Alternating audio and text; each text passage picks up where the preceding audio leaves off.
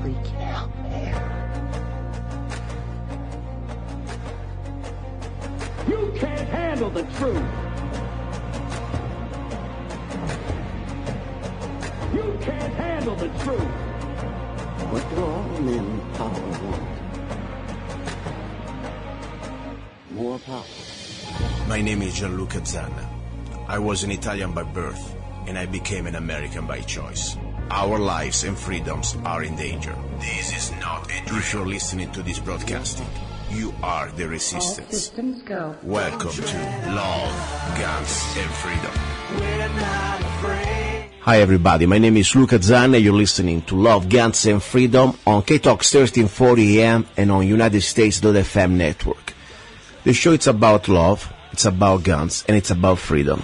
Probably in this episode, in this interview, I pretty much can, let's say, incorporate all these three topics, because this is about freedom, freedom of speech.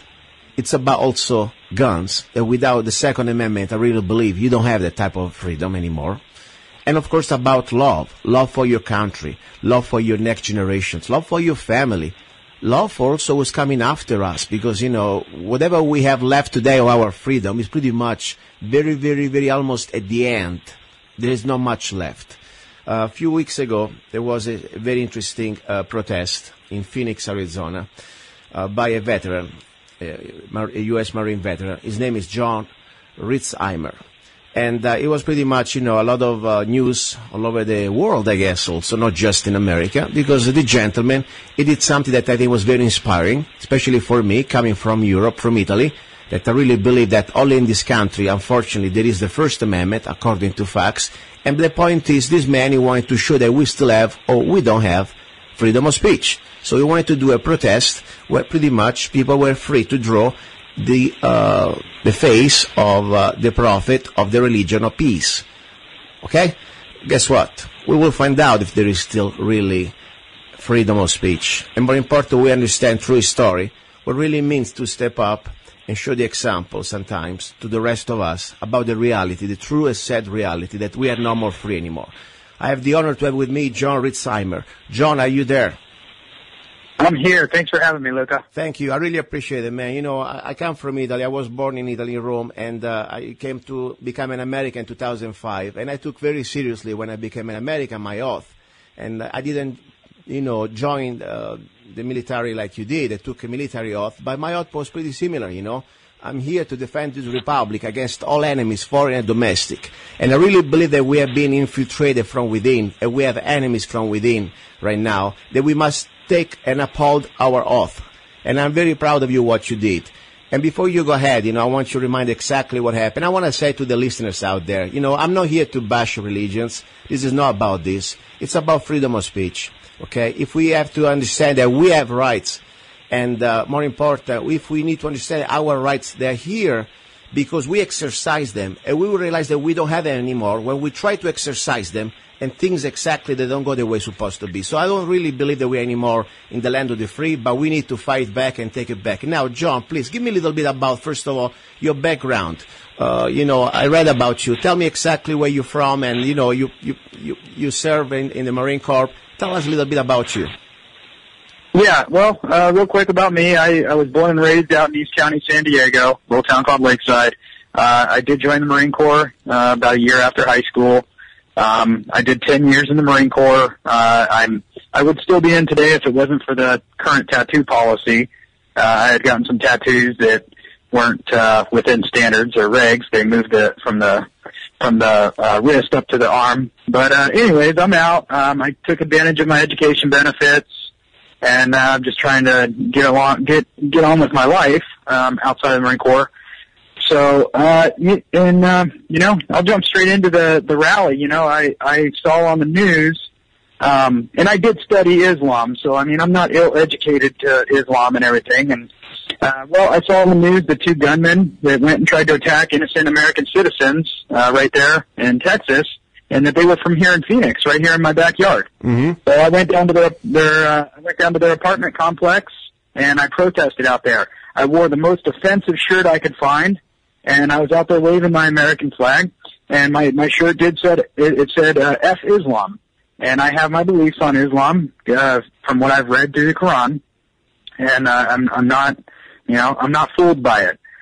So but there are obviously good people in there are good Muslims out there that genuinely have peace in their heart, and they don't follow the book, to the T, obviously, because if everybody did, then the world would be just a massacre.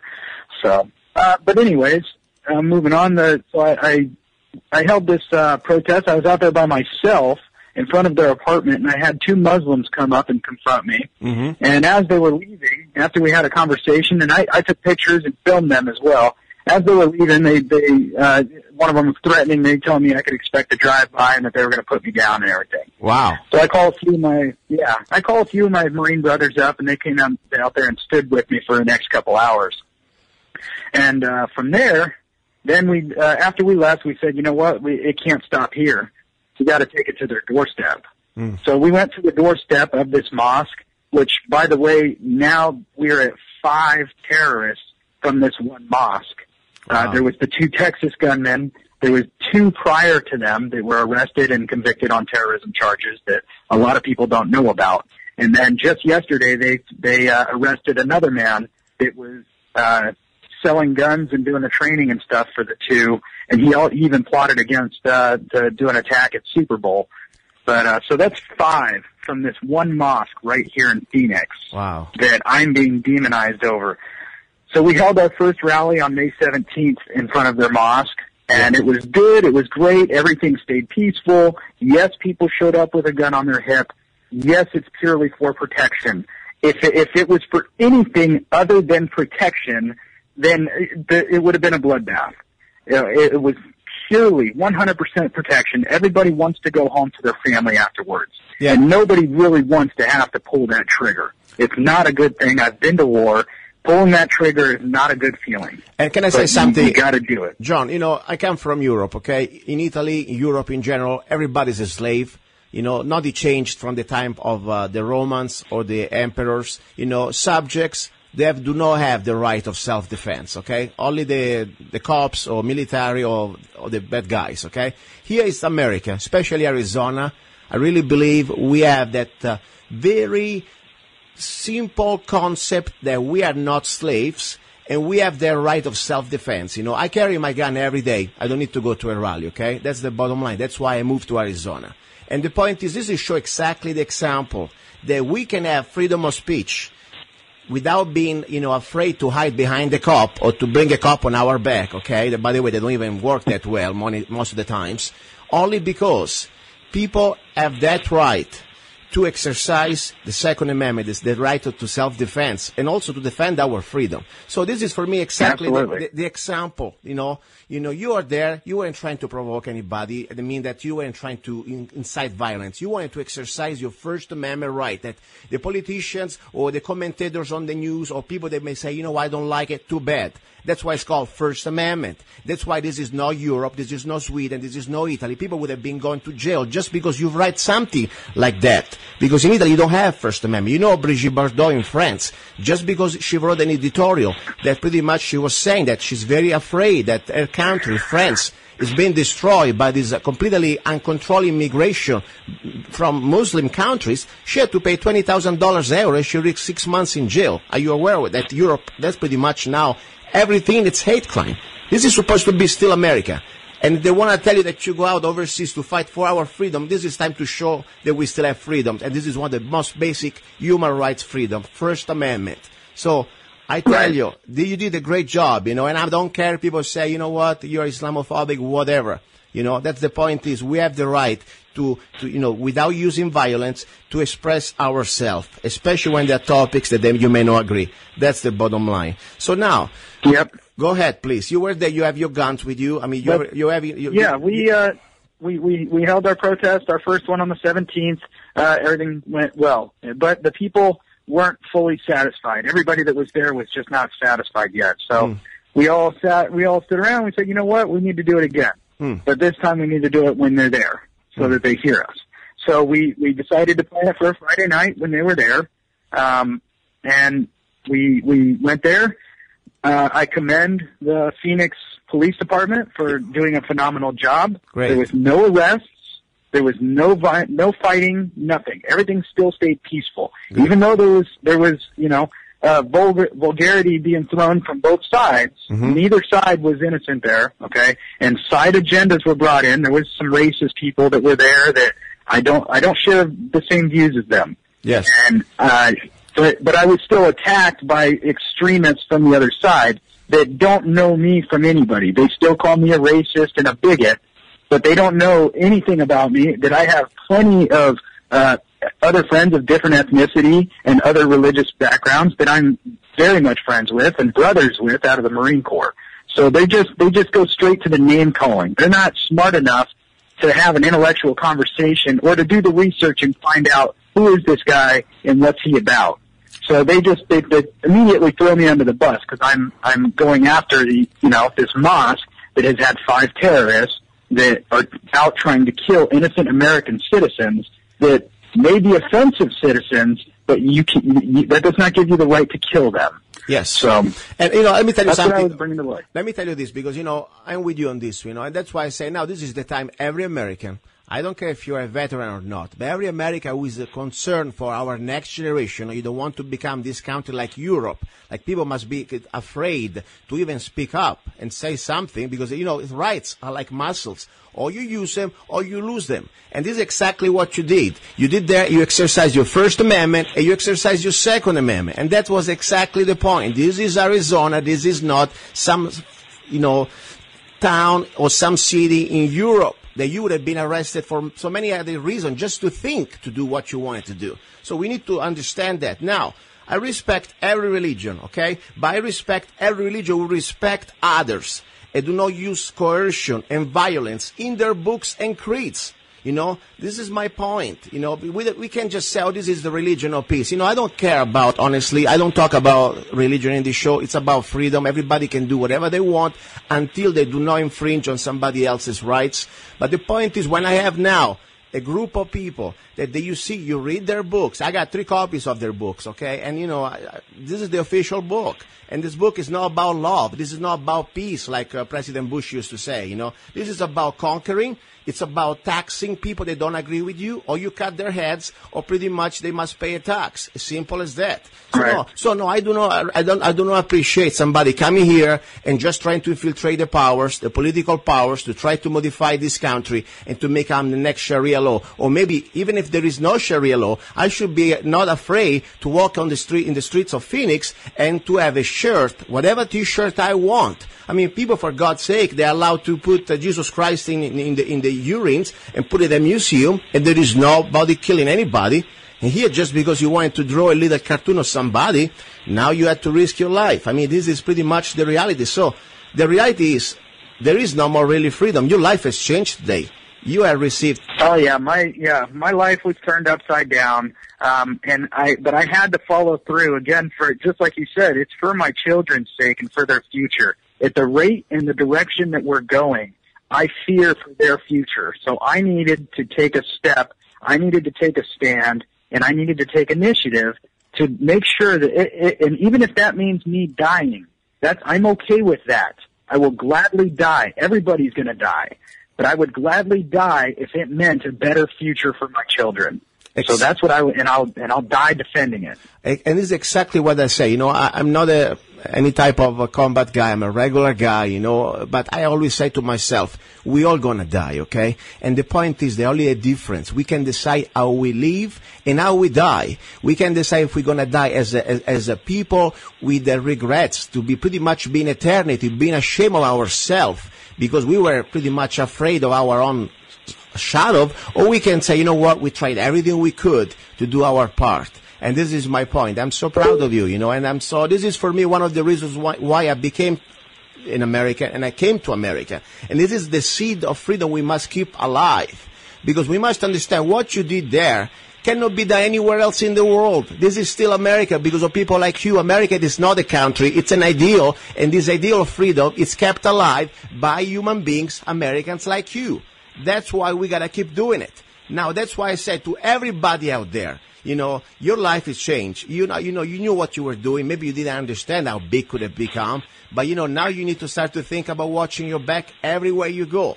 But now is the point is every one of us in America should say, you know what, I give you the middle finger, bastards. I give you the middle finger because this is our country. You don't tell us what we can say, how can we say it, what type of t-shirt we can wear. We're going to kick your ass, as simple as that. And I'm not for violence. But if somebody try to kill me, I have the right to defend myself and my freedom. This is all I'm trying to say. Now, how can people can help you out? Because, you know, I know you are, and I have a question for you. Maybe, please, don't try to understand me. I see that you try to look for money. To try to fund money. No. Let's clear that up right now, too. Please, tell me that. There's a major misconception going on. Please, go ahead. So, my Facebook account was hacked. My entire life was hacked. Okay, all my credit cards were charged. Oh my God. My Facebook was hacked. That GoFundMe thing was completely fake. Oh my God. Okay. Oh my God. This is big. This is big. This was purely hackers. And exactly what they planned is exactly what happened. It made me look like I was out asking for $10 million over this whole thing. Oh my God! That's complete and utter BS. Okay, I'm already. People don't know this. I already know it. I'm already one of the richest people in the world. Okay, if you look at the picture of me and my wife and my children, that's it right there. I'm rich. Wow. Okay? I'm living the American dream. I got my house here in Phoenix. I am already, in my own mind, I'm already rich. My daughters are, and I'm not asking for help from anybody. I don't need any financial help. Okay? We're gonna get through this. I have been attacked by hackers. And I'll even email you over the link too, showing that I can't get it down. It's on quickleak.com. Wow. And it's impossible for me to get it down. But it shows my name, my social, any credit card I've ever had, any email address I've ever had, any address I lived at, my mother's maiden name. It's got everything about me on this link. And people sit there and still say that I'm lying and, oh, you tried to get $10 million. Just think about it. You know, get your head out of the sand. Yeah. Just stop believing and stop just sucking up all the BS media that is being fed to you. Okay? Still CNN and them, they want to do an interview or whatever. I told them I won't do any more interviews unless it's live. Exactly. You want to talk to me? We're talking live. Exactly. Because it's all lies. And all they did is they made this fake GoFundMe to further be able to slander my name. Yeah. And it worked. Yeah. And they were so I woke up one morning and found all this stuff on my Facebook. And even after the GoFundMe was shut down, even a photo of it, like complaining that it was shut down. They were still on my page. I've had to change my Facebook password 3 times now, and I've had multiple personal messages sent to friends on Facebook. So I've even considered just completely deleting my account again, but so far the password changes have worked. And I've had to change about 3 times, and I think the hackers have gotten bored with me. Good. John, I'm not asking for any help from anybody, so I want to clear that up. I'm so glad. You know, that's why I don't trust anything coming out of that box called TV. It's all controlled propaganda, pretty much. But, you know, I like to ask to the source exactly what happened. Because, you know, first of all, let me tell you something. That's great of you that you take care of yourself. But at the same time, always the one saying, if there is somebody out there who takes the energy, who takes the time, who takes the effort to try to set an example, and sometimes like brothers and sisters, we are here, I don't think there is nothing wrong to help each other. Honestly, I come from this point of view. But of course, to not understand now exactly the way they try to set you up, to try to make you look like, you know, a gold digger, that's very important. I'm glad we can share it to our friends because this is so important. Listen, John, all I can say right now, you know, you don't need to say much more or whatever you don't want to say, but what are your plans for the future? You're going to stay around? You want to move somewhere? I mean, what we don't know. We're looking at the market. We do have some equity. We don't know if we're going to sell. So we're going to keep that, private. And, but we are, we're constantly having to look over our shoulder. My wife and my kids are still out of state at the moment, and I do miss them very dearly. So, we're just gonna try to get on with our lives. We're waiting for everything to cool down, but we will always be keeping our head on a swivel. And I just want that to be proof that we do not have freedom of speech the way that it, should be. We have terrorists in this country that want to kill me and my family, and that is not okay. So we need to weed them out. Did you need to get out. Did you talk to the FBI reporting the threats, the death threats? I've been working with local authorities, the Peoria Police Department. I've submitted, every time I get threats, we submit it. Mm-hmm. So, and whether they hand it up to FBI, I don't know. I'm a little, nervous because I don't know what to think about the FBI, considering the fact that after the very first threat that was made at me in front of the apartment complex, when I called them, they only took a written report. They wouldn't. I told them, I said, I have photo and video of this guy right here that claiming to be friends with the two gunmen, that 9/11 was an inside job, and just telling me all this absurd stuff. So here I am with all this evidence, like it's right here, and they wouldn't take it from me. They said, no, we're just going to take a written report. So I've gotten plenty of help from local authorities, but nothing from federal. Wow. It's unbelievable. I'm not surprised, and I say that I was honestly not surprised at all. This is part of the agenda. I mean, let's not forget who is the Secretary of Homeland Defense, as I said, people say, oh, don't be prejudiced. But I'm sorry. When you are Muslim, you have an oath, a little bit pretty much. The Quran comes before the state. And I'm not saying that. Read their books, okay? So I'm sorry. We've been infiltrated. The enemy is inside the walls. That's the reality. The enemy is not somewhere around the Middle East. The enemy, unfortunately, already is inside our walls, is inside the control room right now. And this is me talking, okay, nobody else. So I'm saying, and I stay behind these words. Now, all I want to say, listen, I believe in the power of prayer. I would like to pray for you and for your family. At the same time, I want to call you brother, even I never met you. And I'm so proud that I call myself an American just because I am part of this family. And even if this is, maybe I came to this country when I didn't know was such a mess. It's an honor to share with you, and all the other brothers and sisters, this struggle for our republic. And that's all I want to say. I wanted to put you on the show because I hope now more people like John out there understand that this country, it is not more the country that our founding fathers created and fought and died for. We got to take it back. And we got to start to show it. First of all, we cannot fix a problem until we prove that we have a problem. And this is exactly what you did. You proved that we don't really have any more freedom of speech in this country unless you say things that, pretty much people agree with. Don't touch, of course, the special chosen race in this case. I want to give you the floor, the last 2 minutes, whatever you want to say, John. Well, I really want to take a minute to thank you, and also we have another brother online, Saad Solomon, and both of you gentlemen are truly inspiring to me. You guys have immigrated here, and you came to this country, you've embraced it, and you're more American than about 97% of the population. And you're just like our ancestors who immigrated here and saw opportunity for freedom, and you gentlemen have embraced it, and yes, absolutely. I call you guys brothers. Thank you. Thank you very much for having me. Thank you, jon-ritzheimer. And I have this song I dedicate to you. It's called I Am Not Afraid, dedicated to jon-ritzheimer and all the brothers and sisters in America who are not afraid to stand for this republic. Thank you very much. I'm not afraid. I'm not afraid. Yeah, though I walk through the valley, the shadow of death, I will fear no evil, for thou art with me. Your rod and staff, they comfort me. I am not afraid, because you are with me. Na na na na na na na na na na na na na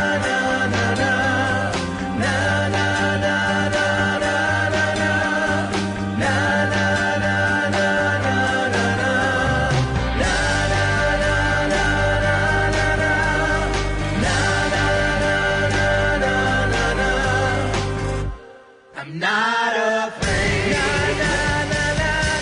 I'm not afraid.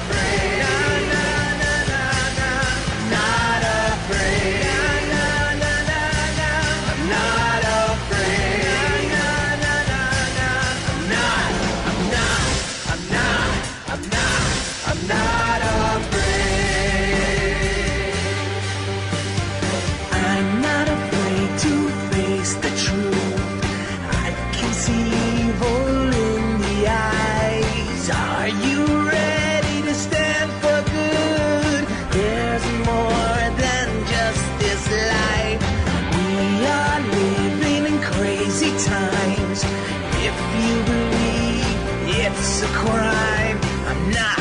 I'm not afraid. I'm not afraid. I'm not afraid.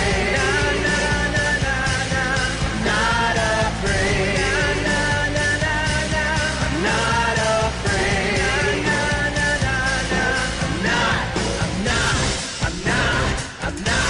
I'm not afraid. I can smell pain in the air. People are lost in despair. Dark clouds are on the way. I pray for courage every day. I will fight till my last breath. You give me strength to smile at death. I'm not afraid. I'm not afraid. I'm not afraid. Because you're with me. I'm not afraid. Because I believe in you.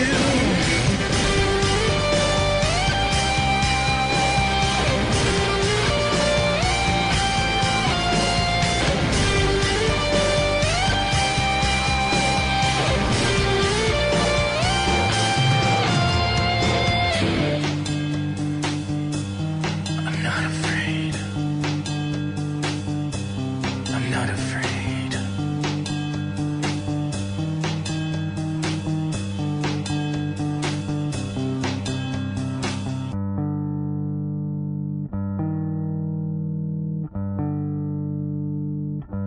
I'm not afraid.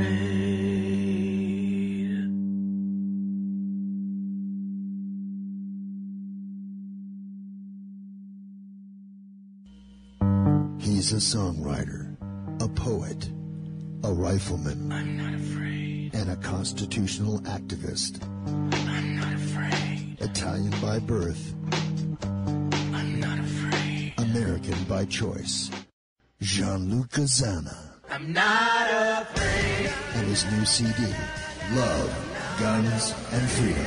16 powerful songs on one CD from the heart of a patriot.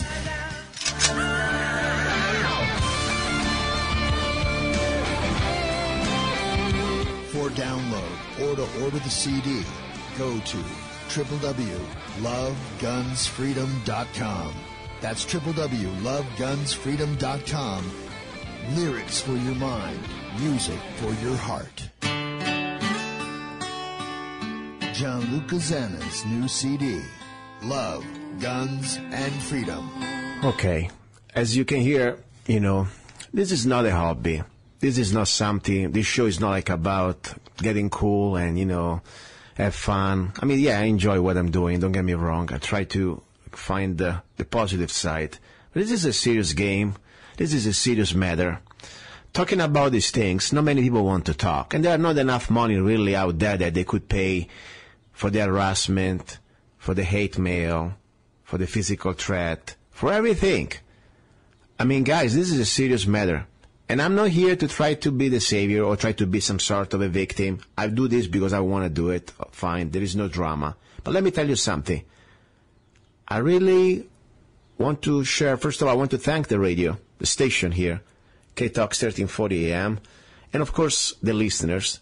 But right now the station especially, because to bring this type of information out there and to have the freedom of speech I have, and also to have the potential target, this is not a game. Okay, we're talking about serious stuff. Look what happened to this Marine, to this veteran. Just because he wanted to exercise his First Amendment, now his life is changed. Death threats. He need to probably sell his house. His family had to leave. And of course the government is doing nothing. I mean, yeah, the local law enforcement probably, I'm sure they're doing their job, as you're saying.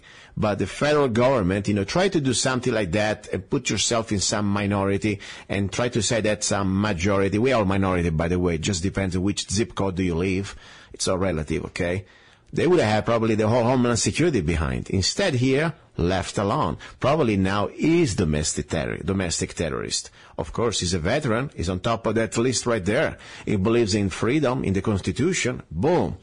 So my guys, my friends, my listeners, all I want to say, this is a serious matter. This show for me is a very serious matter. I don't do this to try to get an extra buck, really, because it doesn't really pay enough, and it's not about the money. It is about just freedom. It's about to try to do everything I can to have a bigger megaphone, to exercise our rights, and more important, to wake up our fellow Americans and our fellow humans from around the world. I mean, this show is growing exponentially on the internet, I see, and I'm very proud of that. But at the same time, I realize this is not just an American problem. Freedom, it's now under attack all over the world. So we are united as brothers and sisters to try to defend our freedoms, our rights, our basic rights. So I want to say something. You know, if you believe in what I'm trying to do here, humbly, you know, I'm not perfect, honestly, guys, you know, and as I said many times, I am not here to become the next radio guy. I couldn't care less. I don't even know how all this stuff works sometimes, most of the times. I'm here for a mission. But if you want to help me out to be here, at least to try to pay for some cost, okay? There is a way you can do it. And you don't need to be rich, you don't need to do anything, and I'm not ashamed to ask you for money. This is not like the government that they steal your money or they point a gun at your face and they steal your money, called taxes or property taxes. No, this is called free market. I'm here because you support me and you're willing or not to support me. There is a way to do it if you believe in what I'm trying to do. Every show I try to bring you guests, information, and things normally you cannot find in the regular average radio show out there, commercial radio show. Please, you can go to my website, Zanna, ZANNA.US. And with 99 cents, now think about it, you do $1. If I'm not worth 99 cents, you know, just turn it off. Seriously, I don't care. But if you think I'm doing something right, go to Zanna.us, not .com, .us. And you can download any of my songs. Every song is 99 cents, instant download. And I have songs like the one I just wrote, you know, I'm just playing right now, I'm Not Afraid, that I wrote a few years ago, and like many others. So that's the way I pay my bills, one of the ways. So that's what I'm saying. This is a serious matter. And I really want to thank, you know, John, you know, and everybody else out there who showed up at this rally. And I'm not trying here to provoke anybody. You know, I believe everybody should have the right to exercise the religion. But there is a point. This is America. If your religion pretty much tells you that just because you don't like what I say, you should supposed to cut my head, I draw a line in the sand there. This is not more about religion. Okay, this is about you're a jerk, you're a violent person, and I'm not your slave. Okay? And I'm not going to be intimidated, boss around like you think you can do the rest of the world. Sorry. That's why I live here in America. That's why I live in Arizona. So that's my point. In the moment that we are afraid that we cannot even talk about this anymore because we are afraid of repercussion or maybe to be called people bigot or whatever, we already lost. We are slaves. That's all I'm saying. This is all I'm saying, guys. You know, I don't like to bash anybody, but I tell you the truth is we need to understand that our rights, they're really under attack. Now, you know, there are more information, more news I want to share with you. There's a lot of things going on. And at the same time, I want to say, you know, if you want to do also something good for right now, for the next generation, start to exercise our rights. Don't just talk about it. Start to do it even wherever you are, no matter where you are.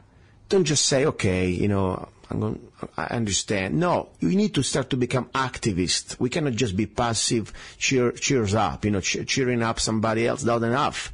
You know, what jon-ritzheimer did, for me it's important, but I'm here with my words to try to say, yes, I think it's important we exercise our rights. Now, I'm not saying that what to do, but I'm sure there is something you can do in your community, in your neighbors. Even start to speak up, even just to talk about things, okay? We cannot be afraid. That's what I'm trying to say. Now, I'm telling you something. There is so much more information I want to share. But before we go ahead, I want to also remind you that there is a place where I'm trying to create a community for freedom-loving singles. People that we pretty much believe in freedom. We believe in respecting each other. I don't care which religion you're from. You know, you can be every religion you want. All I ask is you respect me for who I am. And I have rights, and you have rights until you infringe on my rights. Simple as that. I think in this way we should all get along. I don't care if you're a Jew, if you're Muslim, if you're a Christian, Catholic, LSD, LDS, whatever. Okay? That's the bottom line. And do not preach to me. I'm not preaching to you. Okay? Leave me alone, I leave you alone. Simple as that. That's my philosophy, okay? So now, let's go for more news. Let's go for more information. And before I said, let me finish up. Go to freedomlovers.us. Okay, it's free.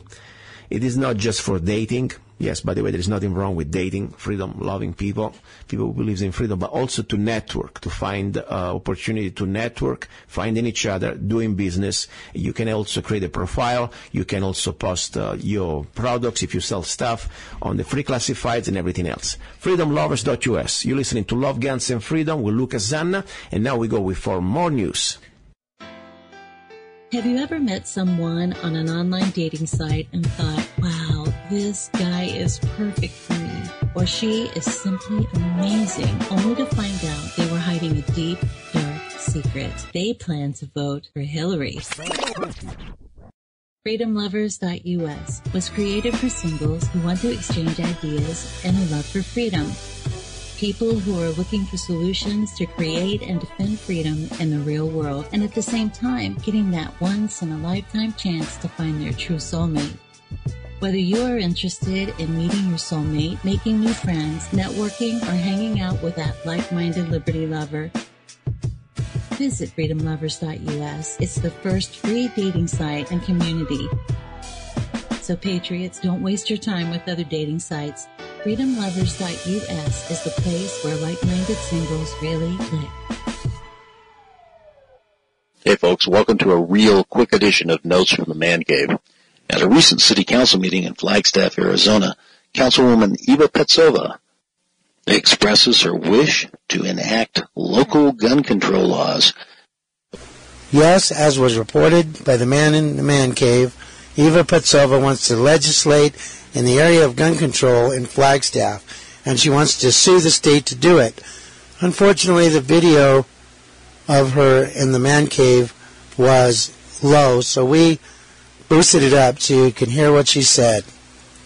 I'd like to answer that question. If gun control was in a city's jurisdiction, and the state would want to take away the right to legislate in the area of gun control, then certainly I would hope that the city would join the lawsuit or sue the state that would be overstepping that, because I would love to legislate locally in the area of gun control. That's what happens when you get someone from Slovakia, a communist, who doesn't know the Constitution. And she is from Slovakia, and while they are transitioning from communism, she wants to bring it to Flagstaff. In the interest of compliance with the fairness doctrine, we would like to present an opposing view by someone who immigrated from Italy and actually studied his Constitution and understands it. We now present the opposing view of Luca Zanna.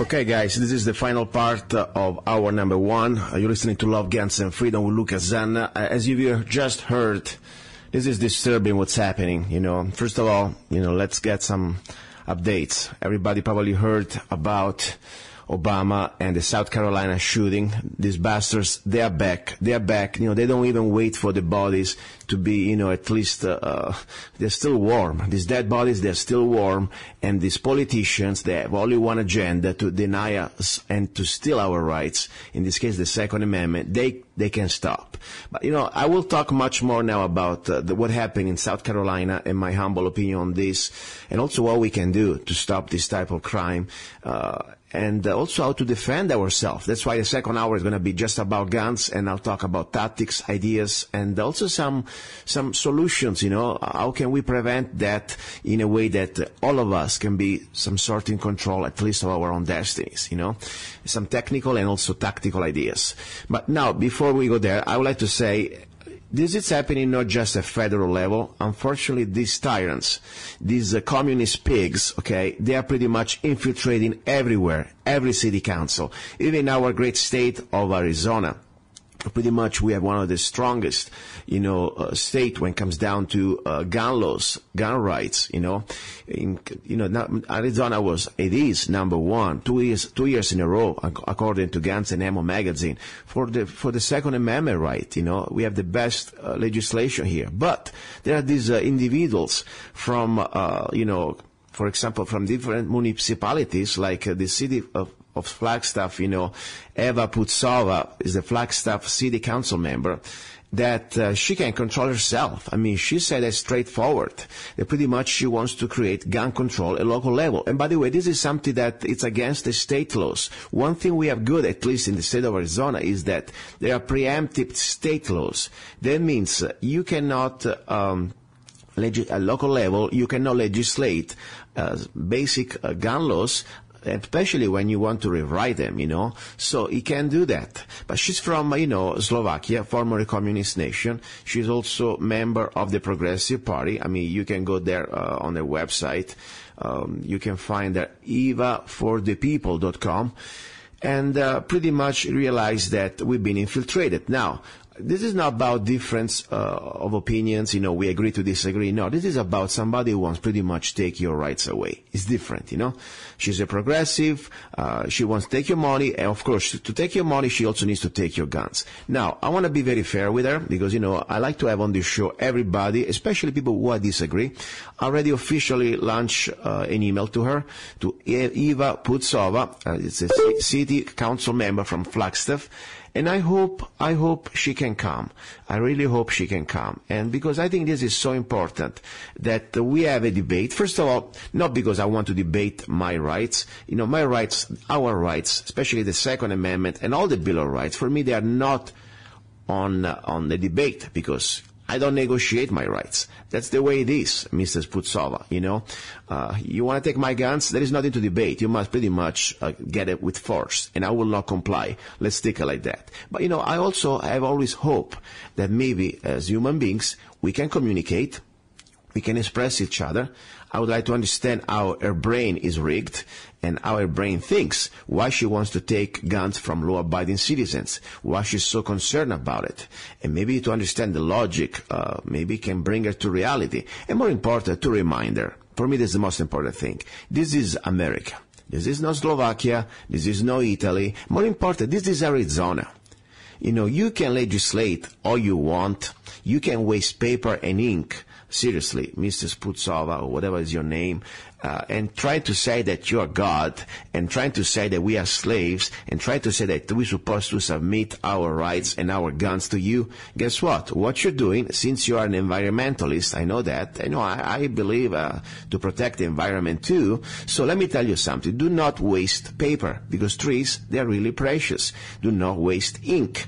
When you put that ordinance together, you're going to waste not only tax dollar, because I'm sure that the state of Arizona will sue your ass, and hopefully they can also make you pay personally for this disregard of our preemptive state laws. But also, I really understand that you're wasting paper, because I'll be the first one to break these city ordinance laws that you will try to pass against our Second Amendment in the state of Arizona. But now there are a lot of more important topics, but it's all important, because what happens, we have been attacked from state level, city level. Look at these infiltrators in the city council. And also, of course, we have been attacked from federal level. Everybody already heard on the news what happened in South Carolina. Do I know everything? Do we know everything what really happened? No, because I really still believe that a trial must go through. We must look at the evidence. We cannot just say things that we don't know.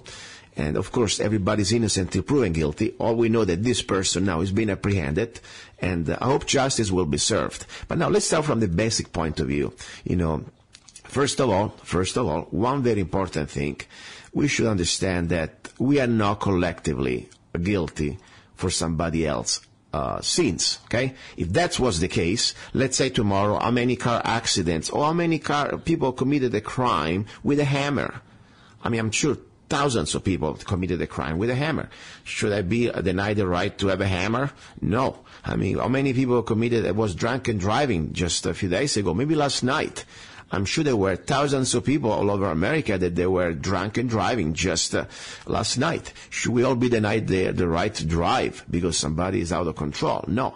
This is part of an agenda, my dear friends. And I will talk more about this during the second hour. Now, all I want to say is that I'm sure we already heard about the TPP and the last few days, how pretty much both parties, the Republicans and the Democrats, of course, mostly Republicans in this case, with Obama, following Obama. Think about it.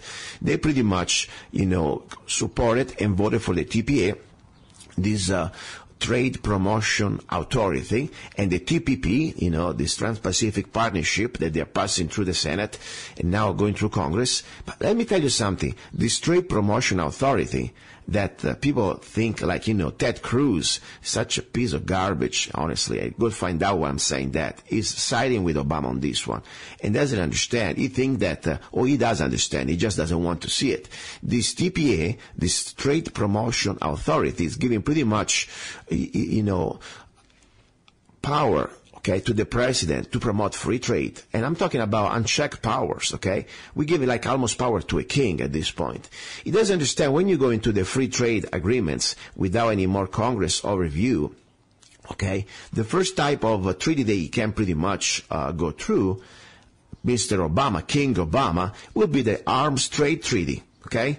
Think about it. Through this sort of mandate, to this sort of completely unchecked powers that will be given through the TPA, Trade Promotion Authority, from Congress, given to Obama, not only Obama can have power pretty much to do everything on his own, but now we're also touching the Second Amendment, okay? This is so important, so serious. It's sad to see that, I tell you guys, we try to expose this. I know that many good people try to do this, and there is still people that don't get it or they don't want to learn about it. We had a show just a couple of weeks ago about the TPP, and I know many of you understood, and now we need to start to understand that this is not anymore about Republicans and Democrats. I mean, it's unbelievable. About when Congress, the first time they stopped the TPP, I was agreeing with the Pelosi. I mean, things are scary now. Our Republicans sold us out. Paul Ryan, you are a piece of trash, okay? And Ted Cruz, you're a piece of trash. And every Republicans and Bonner, you're a piece of trash. Every Republicans, they're selling us out to give to Obama this. And next time we're going to be another president, okay? People think, now it's Obama, you think you're safe. First of all, wake up. But it's going to be next time maybe a Republican. The point is, this is not the way it's supposed to work this country. The president is not the king, okay? And we are talking about very serious matters here on top. When you understand what means the TPP, what means to destroy every left job that we have, and to put pretty much a bunch of an elite of unelected bureaucrat deciding for us very important matters when it comes down to trade. This is scary. This is the final takeover pretty much of America. So please, this is the hour about freedom. And I think we need to understand that our freedoms, they are really every day under attack. Every day. There is no way. But all I'm saying, we gotta wake up. We gotta wake up. I really appreciate the first part of the interview today with this Marine, with this gentleman, John, who pretty much stood up for his freedom of speech. And even if I don't agree, sometimes I don't like to offend religions in general. I don't like to offend people, period. The only point, though, there is a moment that you need to understand that we need to realize if we still have rights when we try to exercise them. But the point is, what, my guest did during the first hour, It is so important because it is not about offending a religion. By the way, we need to learn about this religion. I always say, let's learn about the Quran, because I like to learn about every religion, And I'm sure there are a lot of good Muslims out there that they believe that they don't want to use violence on others. But I always say myself, how can you be a good Muslim if you do not follow your book? And your book says, unfortunately, otherwise. So I also want to remind that, that this show, it's about to find people from different opinions, okay? So I had the pleasure to have jon-ritzheimer with me, the U.S. Marine veteran that pretty much had the courage to exercise his First Amendment in front of the mosque in Phoenix. Now, I really would like to have any Muslim that who wants to be on my show, and we want to talk about his view. And if he does not agree with what Mr. jon-ritzheimer did, and brings your opinion, and I'm here, I open my arms, and I'm here, I welcome you on the show. Seriously, this show, it's about exactly try to communicate in a civil way. Okay, we don't want to use violence, and that's what I'm asking. If you want to be on my show, be polite, respect each other, and I embrace you as a brother and a sister. That's my point. So I hope you can come. And please, if you're listening to the show on the internet, I'm sure you know how to find me. Go to lovegunsfreedom.com. If you're listening to the show on the air, you know how to find me. You can go to lovegunsfreedom.com. My name is Luca Zanna, and if you are a Muslim who pretty much disagree with this peaceful protest that happened a few weeks ago in front of the Phoenix Mosque by this U.S. Marine who pretty much wanted to make his point, and I think it's time that you come on my show and let's talk about it. Tell me why you disagree, and more important, let's, try to know each other better. Seriously.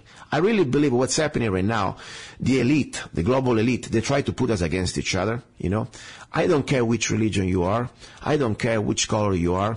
If you believe in freedom, if you believe in the basic Bill of Rights, you're my brother, you're my sister, okay? I don't care if you're an atheist. I don't care. It's your choice.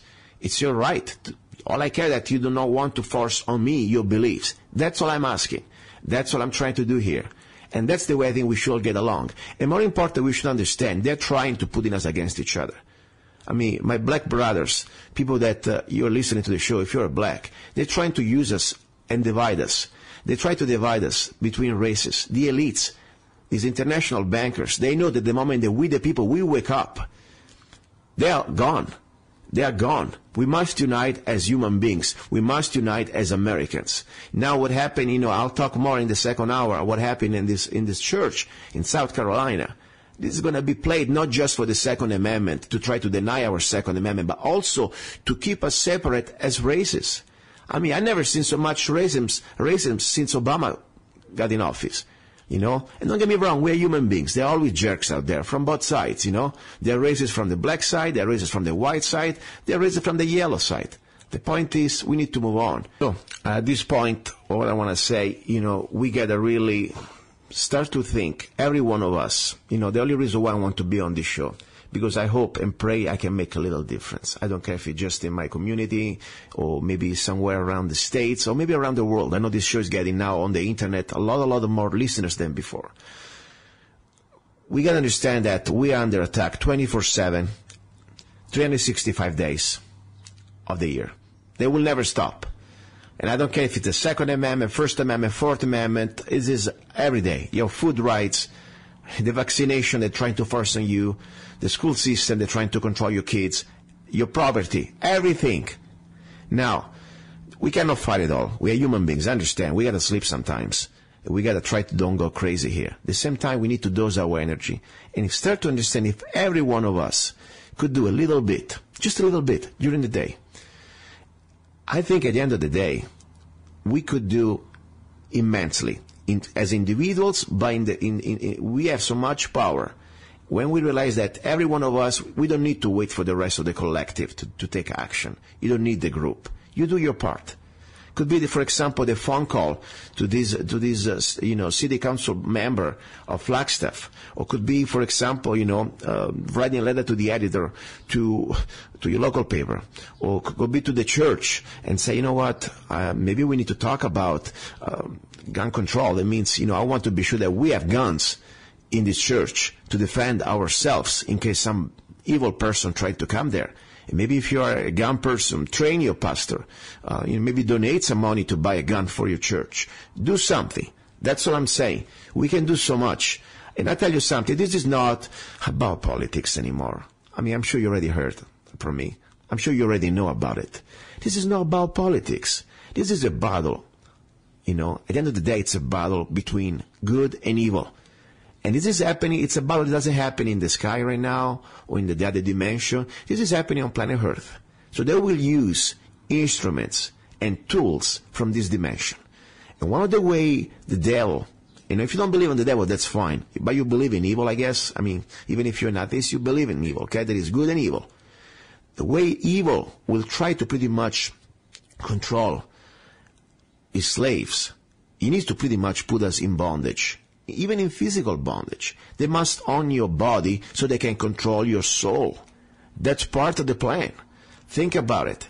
And this is happening, my friends. This is happening. I really believe that. And that's why I say sometimes, yes, I try to do, try to fight, expose evil in this dimension. But I understand that at the end of the day, at the end of our lives, this is probably, it's the battle of the soul. Okay? And even sometimes when you think you're overwhelmed, maybe we're not going to win every battle. That's fine. At the end of the day, I really believe that we will be judged for what we try to do, for all the efforts we try to do. Because the final battle is not going to be in this dimension, I really believe. Now, let me stop talking like that. Otherwise, you think I'm getting kind of philosophical, and that's fine. But anyway, all I want to say now, let's ready for hour number 2. You're listening to Love, Guns, and Freedom with Luca Zanna. Second hour, we'll talk about guns, training, some great tactics. I will talk about, for example, how to clear the malfunction number 1, type 1, and also very great ideas, how to defend yourself, and how to start to think out of the box when you go to places like churches. How to have a plan, what type of tools to bring with you to try to, unfortunately, be ready for some event. And also, some political news, some great news from the state of Nevada. Great news, regardless. You're listening to Love, Guns, and Freedom with Luca Zanna. Don't go away. He's a songwriter, a poet, a rifleman. I'm not afraid. And a constitutional activist. I'm not afraid. Italian by birth. I'm not afraid. American by choice. Gianluca Zanna. I'm not afraid. And his new CD, Love, Guns, and Freedom. 16 powerful songs on one CD from the heart of a patriot.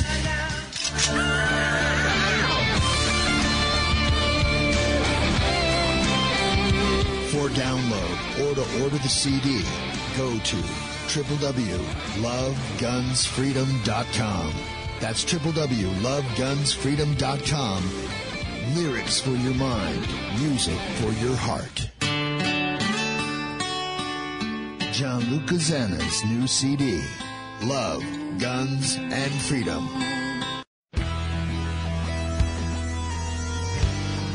You're listening to Love, Guns, and Freedom with Luca Zanna on United States.FM network. Here we go. This is Luca Zanna. You're listening to Love, Guns, and Freedom on KTOX 1340 AM and, of course, on United States.FM network.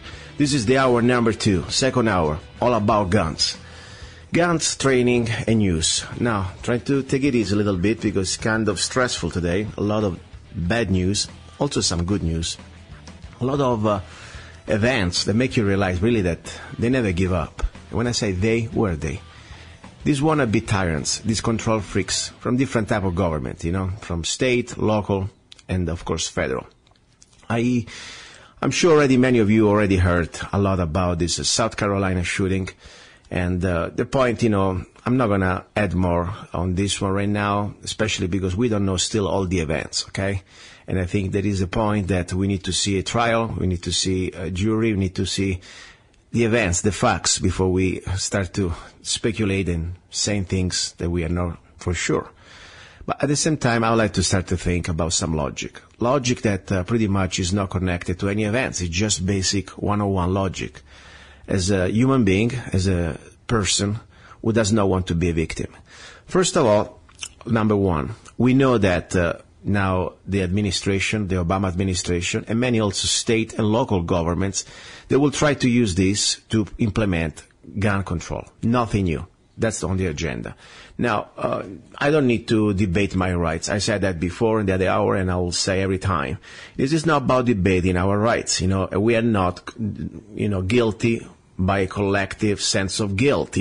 If somebody does something wrong, I'm not going to pay, and I suppose not to pay the consequences because somebody else is doing something wrong. So let's punish the person that has done something wrong. As simple as that. But of course, this is when you use logic. This is when you are a normal person, not when you have an agenda. And, these people have an agenda, and they have the agenda to disarm the American people. Simple as that. Now, why? We already discussed about that. In every type of tyranny, I don't care if it's fascistic, socialistic, communistic, doesn't matter, statist. The point is the population must be disarmed. So they can pretty much control you, they can take over your properties, they can take over your kids, they can pretty much tell you what you can eat, what you cannot eat, what type of food, and also more important, what type of rights you have. Let's look now for an aspect, just for the sake of talking about logic, the death, the average death by guns.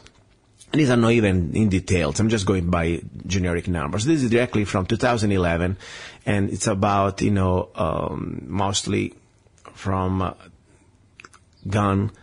every type of crime with guns. There were guns anyway. They were even bought in shops, through shops, legally. They were illegal guns.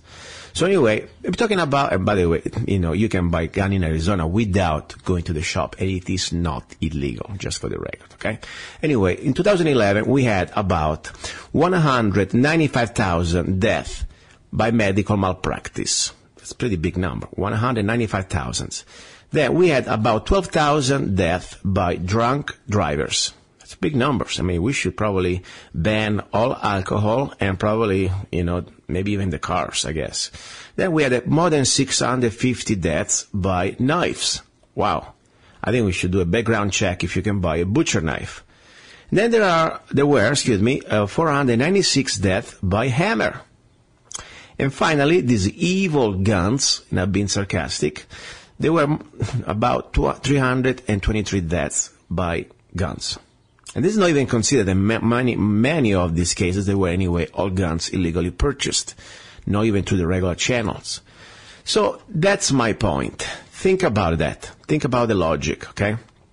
There is really no logic. The only logic there is that these people are plain tyrants. Now, meanwhile, let's think about, we cannot probably, these people, they want to waste ink and paper and act like tyrants and try to pass, gun laws that they were trying to do some gun control. Let them do it.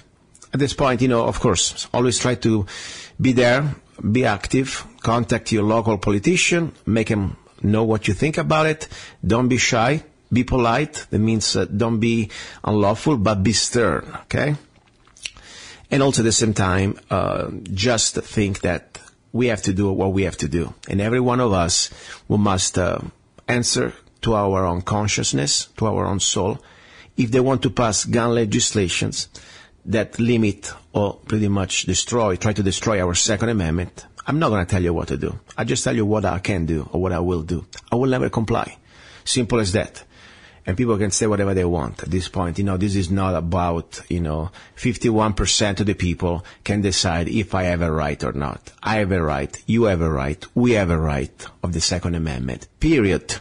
Okay? Now, of course, it's going to be tough times. Many of us has to make choices. Now, meanwhile we go there, we were talking about this South Carolina shooting at this church, this black church, And let me remind you something. First of all, gun control, the first form of gun control, started exactly after the Civil War. And the purpose was to limit access of black people to guns. Why? Because they were a bunch of hypocrites. As much as they were trying to say black people were liberated, they didn't want to have black people have access to guns. Because the masters knew that slaves never supposed to be armed. They were afraid. And that was wrong, of course. A free man who should never be denied the right to self-defense and defend his or her freedom. So, that's my point. This gun control, it is something exactly started with something against the black people, against the minority. And this is now, they all want us slaves. because I tell you, I believe that everybody has that right. I don't care which color. And unfortunately, sometimes, especially people in some areas of the country where crime is very high and is surrounded by gangs, you must have that right more than ever. If I were living in Chicago and you were a black guy, you need that gun. You need the gun to defend yourself more than ever. If you were living in some southern state, during the time where people were still persecuted or oppressed because of the color of the skin, you need that gun more than ever.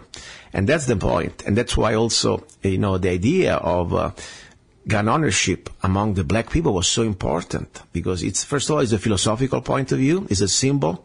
I'm not a slave. I'm a free human being. And also because for practical reasons. When you have the sheriff or maybe the police who are corrupted and they don't come in on time, and when they try to surround you as a black man with your family, they try to surround your house and burn and maybe try to intimidate you. Who's going to come to help you? You need to help yourself. Your neighbors need to help you. But you need to have a weapon. That's the bottom line. So number one, I wanted to say, my prayers for everybody in the church who died, regardless of the color of their skin. But I also want to remind you, my dear friends, that gun control started exactly like something to control the black population at the beginning. We didn't have really gun permits and gun laws till after the Civil War. So that's number one thing. Now, talking about what to do to prevent, situation like that happening, Well, let's start with something very simple. To stop a bad person with a gun, you need a good person with a gun. Simple as that. Think about it. I'm surprised, seriously, that in the church, South Carolina, among all the different students, all the different, people were there going there to pray, and also there was a state senator, and there was a pastor. Nobody had a gun. That's insane. Honestly, I'm sorry. I know that's a place of love, supposed to be a place of prayer, and I understand. I completely understand. But evil in this dimension, it will not stop at the door of a church, especially when the evil knows that there is an unarmed group of people there. That's the first place that people like that one will go. That's the bottom line. So I really believe that, I'm sorry. I don't want to say I wish, but yeah, if I look what happened a few years ago in the other church where that woman was able to stop. It was, I think, probably about 5 years ago or something like that. A woman was able to stop in Colorado that evildoer with a rifle, and she was with a pistol, and she was there protecting her church and the different type of people who were there. So, yes, it can work. Now, I say, if you go to church with a gun, please be responsible and be trained. Okay. For example, I heard news there was something on King Daily Miner a couple of months ago or so. Somebody had a gun, and he put the gun in his waist, probably without even, holster, and sitting down on the bench of the church, I think he shot himself in the leg, something like that. It's really stupid, okay, and irresponsible. So not because you have a gun, you need to think that you can put it everywhere you want and you think you're safe. No, you must practice, you must train, you must do it for yourself and for the respect of others. So otherwise you become a liability, you don't become an asset, okay? So that's my point. But first of all, start to bring a gun. I don't go to churches very often, I never found really a church that I enjoy going. I pray by myself. But a few times I used to go to church. There is no any difference from a regular day. I always carry my gun on me. Of course, in church, I carry concealed. And why? People say, let's show it off, so maybe, even if the church, let's say there is a church that invites guns, and I hope so. But otherwise I wouldn't go anyway. But the point is tactical. It's always better to be concealed. And why? Because unless you have everybody in the church carrying a gun, at that point, the bad person, let's say, is not aware of that situation. When he gets in the wall of the church, the walls of the church, he realizes that, okay, it's better get out. But if you see the only person in the room with his gun open carry, guess where he's going to shoot first? He's going to shoot at you first. That's the bottom line. And that's why I say, if you carry a gun, first of all, try to, I'm always for open carry, but politically and philosophically, I think that's a great thing. But tactically, and sometimes also for avoiding too much attention, because, after all, you go there to pray. You don't go there to exercise your Second Amendment as a form of a political statement. For me, the church should be a place to pray. But I think concealed a gun, it's a must. At least one.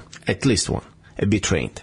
So number one, you need to carry a gun. And I'm sorry, I understand. I say, but after all, we are here in the house of the Lord and all these things beautiful. Guess what? The devil is still trying to break in.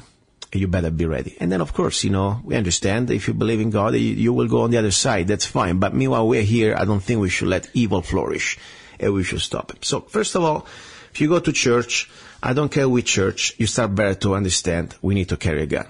And I told you already what type of the best place, in my opinion, is carry on your person with a holster, rigid holster, that you can put at 3 o'clock position, okay? But whatever, we'll go that another time where they talk about it, how to carry a gun in the holster. Now, another important thing, which location of the church you want to sit. Believe it or not, that's part of the mindset. That's part of the awareness, We must be aware. We went through the different color of awareness a few months ago. We must always be in condition yellow. We must be aware of our surroundings. I understand. You go to church and you want to enjoy and be, let your spirit go and think about the beautiful things of the spirit.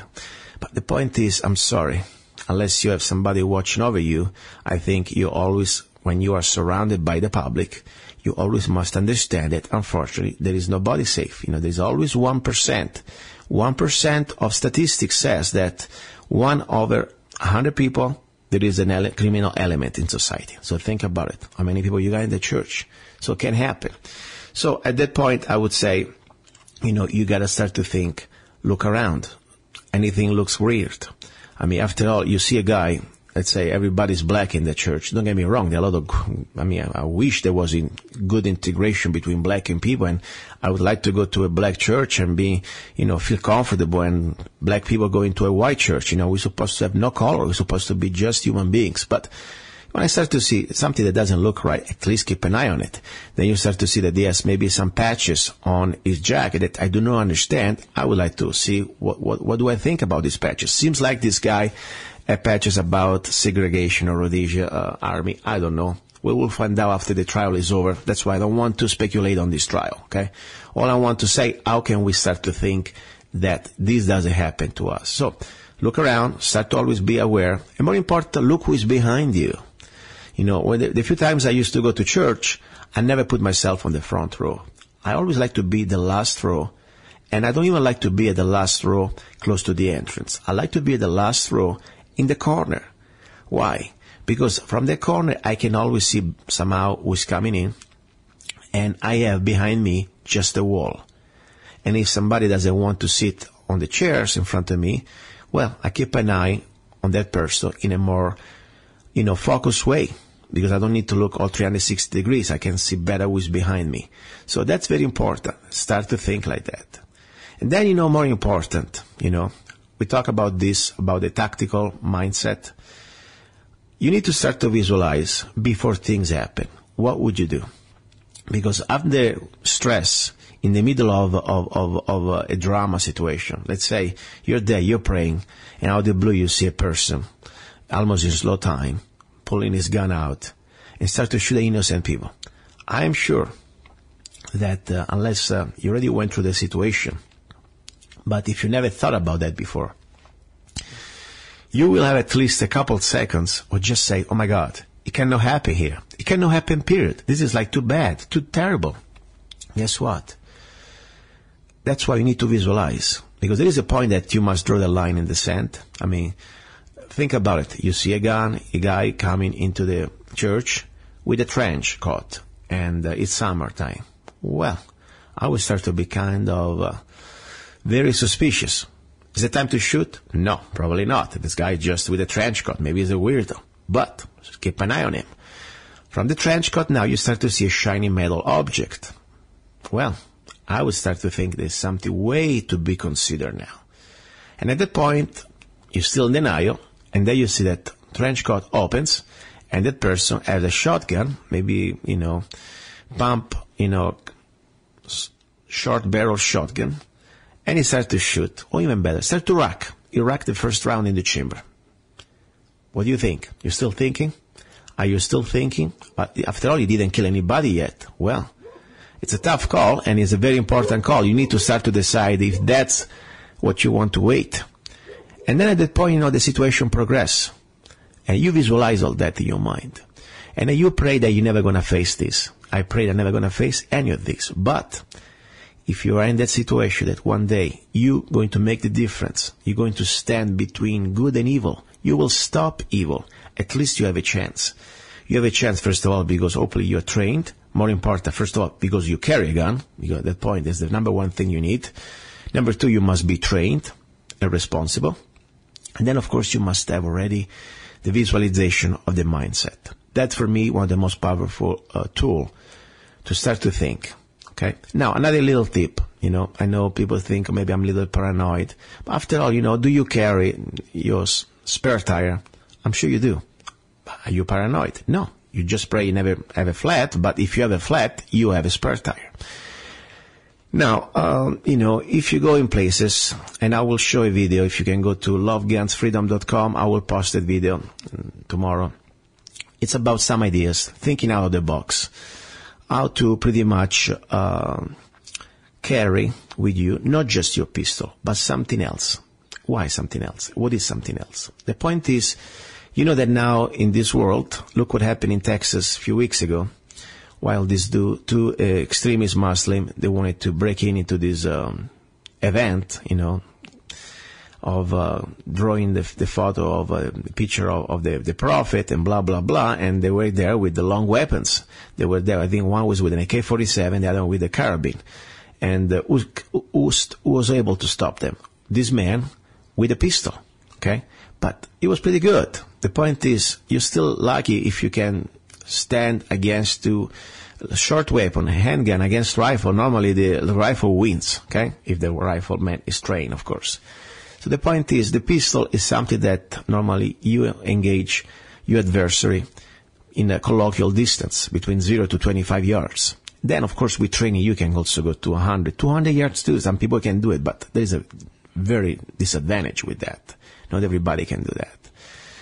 So the idea is to start to think out of the box. If you have a little backpack with you, that's a great way to think about what you can bring with you. What I like to bring with me normally, if I go to churches or if I go to, for example, shopping, things like that, a little backpack, something very low profile. And normally with my Glock that I carry, I like to carry also my carabine. It's folded. It's a sub 2000 Kel-Tec, and I invite you to Google it.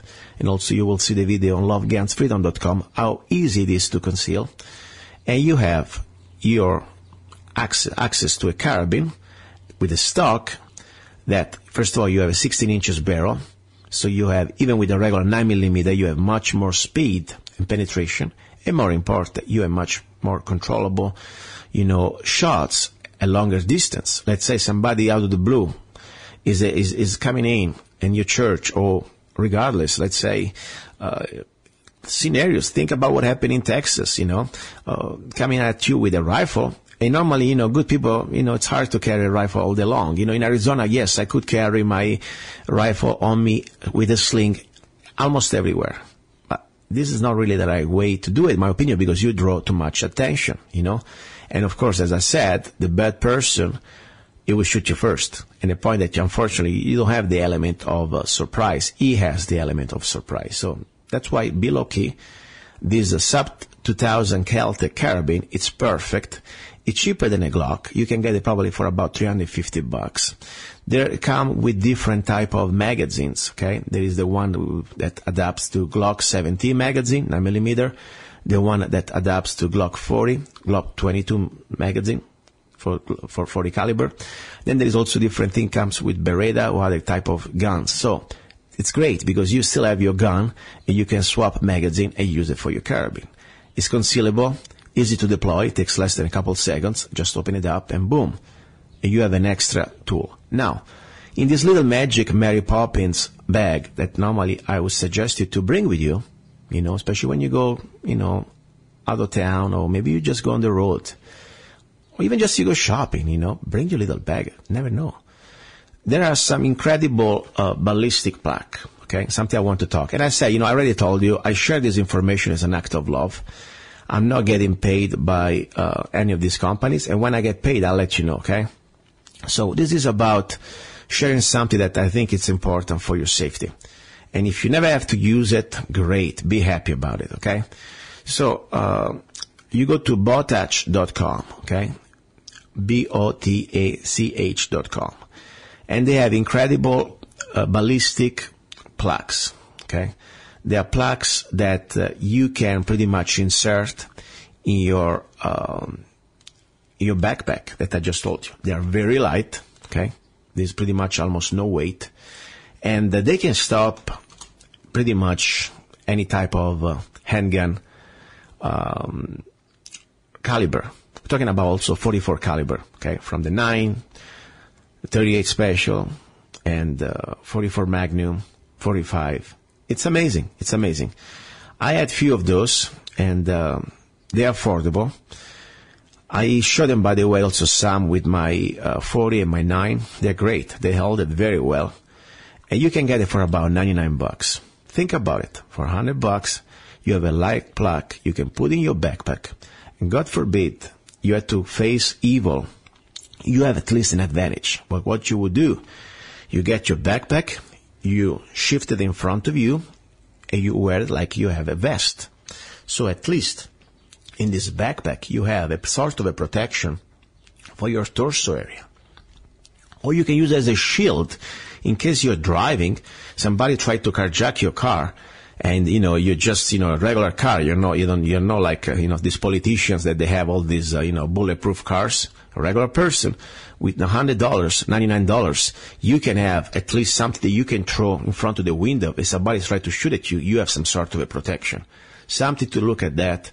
And if you don't find it on Botach, send me an email to zanna@zanna.us or go to lovegunsfreedom.com and I'll send you the link. I don't even get paid by these people, but I tried the program myself. It's great. I think it's affordable. It's definitely worth it, And I would have at least one of that. And that's normally what I carry in church. And in my little Mary Poppins bag, as I call it, I will put, of course, inside my carabine, Sub 2000, Kel-Tec. Then I have my plaque, ballistic plaque.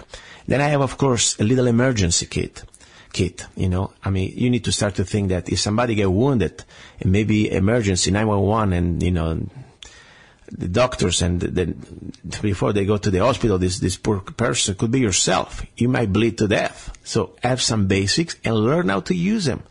And there are a lot of great courses out there, even just with the Red Cross or different type of organization. Take a basic first emergency course, okay? Know how to stop a wound. And by the way, I would like to have in the next few shows somebody that is an expert about how to stop a wound, at least enough from bleeding that you can go to, an hospital, to an hospital and try to take care of yourself. That's pretty much the story.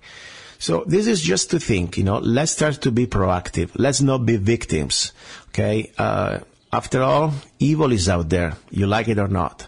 Politicians, even the naive ones, that they think, if you take all the guns out of the market, we're not going to have any of this. Sorry. Look at the drugs. Drugs are illegals. I think there are more druggies now than ever. Think about it. So that's the point, my friends. It's up to you, and people say, you're a little too much extreme, always so worried. I'm not worried, guys. I don't even care. At the end of the day, we're all going to die. That's the bottom line. I enjoy my life. I'm not paranoid, but at the same time, I don't want to be a victim. At the same time, I have the moral obligation to stand against evil in every way and form. And I think in this dimension, this physical dimension, weapons, guns are one of the tools, because the bad people, the evil force will come at us with also these tools also. So that's pretty much some thinking. I hope it was at least some sort of information. Now, I bypass about Obama, what he said, because I'm tired. I don't even want to talk about Obama anymore. We know they're trying to do any more gun control. They will try to get this emotional wave, and we'll see. All we can do is start to screaming again. It's like a little, game like with the baby infant. Every time the baby infant is hungry, cry, you gotta give him food. You know what you give him a middle finger and call ambassadors over the phone. Every legislator, state, local, and federal level, they will try to sell us out. It's our duty to tell them that they are they're just, a bunch of traders, and we will not comply, and more important, we will try to do everything to stop them politically, That's the bottom line. Now, some great news. I like to get some great news. Nevada, especially this is for the people of the great state of Arizona, we had always little problem. Every time we cross the river, we go to Nevada, especially if you are in the Mojave County area, Bullhead, all this area. We must comply, of course, with the state laws of Nevada. And the CCW, unfortunately, our concealed weapon permit, back and forth has been reciprocated, and then it was not reciprocated. Last year was not reciprocated. Now, finally, effective from June 17, 2015, Nevada began recognizing CCW permits issued by Arizona. This came about from two bills, SB 175 and AB 488, recently passed by the Nevada legislature and signed into law by the Nevada Governor Brian Sandoval. Great job, finally. Thank you very much. SB 175 requires the Nevada Department of Public Safety to determine if states issuing CCW permits require training in addition to having an accessible database. Arizona meets both requirements. So bottom line, this is pretty good, but still, please, no, I'm not here to give you legal advices, and things can change anytime. So always go and check pretty much the website of State of Nevada, DPS, Nevada DPS, and figure it out. Be sure. But that's a good news. So at least, when every time we cross the river, we don't need to stress out if you do not have, of course, the CCW from Nevada. I think that's very good news. Now, one thing about guns, another good news about, as much Obama is a despicable, it's just a jerk, okay? Not a jerk. He's a tyrant that is pretty much unbelievable how much pressure is trying to disarm us, how much effort is trying to disarm us. But so far he's been doing a great job. In my opinion, he's been doing the opposite. He's been selling for us more guns, more and more Americans, millions and millions of guns that were sold to law-abiding American citizens since Obama took over. Smith & Wesson pretty much gives the numbers. The sales, the volume of sales that since Obama took office, it's amazing. It's amazing. At least it's good for the economy. More important, it's good for freedom. Because I always say, not every gun that we sell out in the market is going to be a gun that people will stand up and ready to, if you have to even to die for your freedom. I'm not saying that every gun owner is going to do that, but let's put it in this way. It's always a statistic number, Even if it's just 5% of the population, of the gun owners' population say, no, I'm not going to give up my guns. Guess what? We're going to have a huge number out there. So that's pretty much something to consider. Now, I like to get pretty much one thing, that always coming back to this mass shooting, shooting in South Carolina. Everybody from the other side, politicians, the media, talking about the guns. Nobody wants to talk about the drugs. Probably the most important thing behind. Every mass shooting that we know in the last at least 30 years shares one thing in common. And it's not a weapon, but it is psychotropic drug. Psychotropic drug. And why you think the media, they don't talk very much over the, networks, TVs? Because look, every other advertisements, every other commercial that you have in mainstream media, radio, TV, even newspaper, of course, just try to count them. How many big pharmaceutical companies, how many products they pay to advertise. So think about it. All this news that people call news is not news, but it's control propaganda. Because when they will never admit that there are all these cases, and I'm telling you cases, hundreds of cases, okay? You want to start from the Columbine School, in Colorado. Eric Harris, age 17, was first on Zoloft and then on Luvox. And Dylan Klebold, age 18, was also another some sort of a medication. Jeff Weiss, age 16, was prescribed Prozac. Then you have the Washington State High School, another age 16 guy, Corey Batsgard, was on Paxil, and keep going. Everybody was on something. Okay, Zoloft, Paxil, and, I'm not doctor, and FDA, don't get too excited and too horny. This is my opinion based on facts. I'm reading the statistics, okay? So I'm not here to tell you that these drugs are good or not for you. At that point, you go to your doctor. If you want to die, listen to him. It's a great idea. Being sarcastic here, okay? If you really believe that medical psychotropic drugs, they are working great, you know what? Keep taking it, but just stay away from me. Because my opinion, they could make you a serial killer. Look at the evidence here. And I know people in first person I met after just a couple of weeks of these psychodrugs prescribed by the doctors. They were feeling like suicidal. They were feeling terrible. So I would just say one thing. The focus should be shifted not on the guns, but you should be shifted on the drugs that they have in common. Any of these criminal people, that most of them, they may just be sick people that became criminals because of drugs, okay? That's the point. Psychotropic drugs, it's a big connection with these, unfortunately, very unfortunately, sad events. Something to consider. And I hope any one of you, even out there, even if you're on the other side, even if you think guns maybe is a problem, please, why don't we talk also specifically about the big pharma giving all these drugs that we really know very well, directly from the, side effects booklets. They give the warnings on TV. They tell you some of these drugs, they can give you suicidal or violent reactions. So let's talk about that. So that's something important. Now, little bit about training. I talked to you last Sunday about, we did a lot of things. We did after action drill a couple of weeks ago. We did emergency reload last Sunday. I had a lot of good feedback. Thank you very much. And I hope you can use it, at least practice it. And following up this Sunday, I want to talk about clearing a malfunction for your semi-automatic gun. First of all, you hope never have a malfunction, and hopefully you have a very reliable gun, but they happen, Malfunction can be a problem with your gun that momentarily the gun doesn't work. And sometimes it can be also the ammunition. The point is, if you have a backup gun, yeah, it's okay. Good thing to have, but not everybody carry a backup gun. It sometimes takes too long even to have access to your backup gun. So, let's start to clear the first 3 basic malfunctions. Today we will talk about malfunction type 1, how to clear it. I have put together a decent video very clear video on today's show, lovegunsfreedom.com. If you go to today's page, there is a YouTube, and you will see exactly all the things now I'm trying to describe to you over the radio, how you can make them. And I think it's much more easier to understand. But for the people now that are really interested, let's just give you some easy way to do it over the radio. First of all, you are right now, visualize with your handgun. You're on the ready, 45 degrees down, finger off the trigger. Now you put your gun on target. So you have pretty much your finger on the trigger. At that point, you squeeze your trigger. And you hear a click instead than a bang. Somebody said this is the loudest noise you can hear in a gunfight. And I think I agree. Pretty scary. Think about it.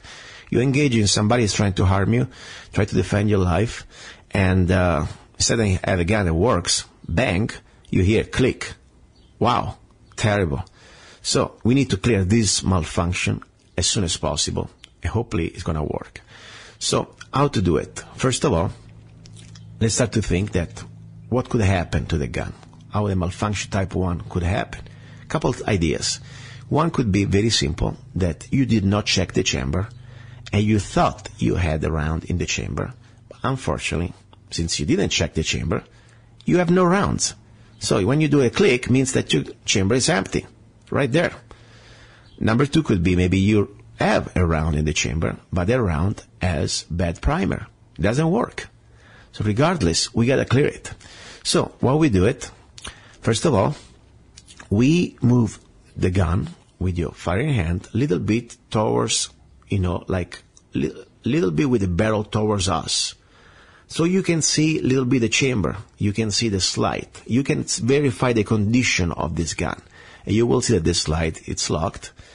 And at that point, you realize that there is something wrong in the chamber. So look and move. At the same time you want to move. Move laterally. That means don't stay steady like a turkey there, staring at your gun, okay? Because if you train like that, under stress, you will do that. And if somebody's shooting at you, the last thing you want is to be steady, like a turkey. Move. So look and move. Finger off the trigger. You do not want to clear the malfunction with the finger on the trigger. That's very unsafe.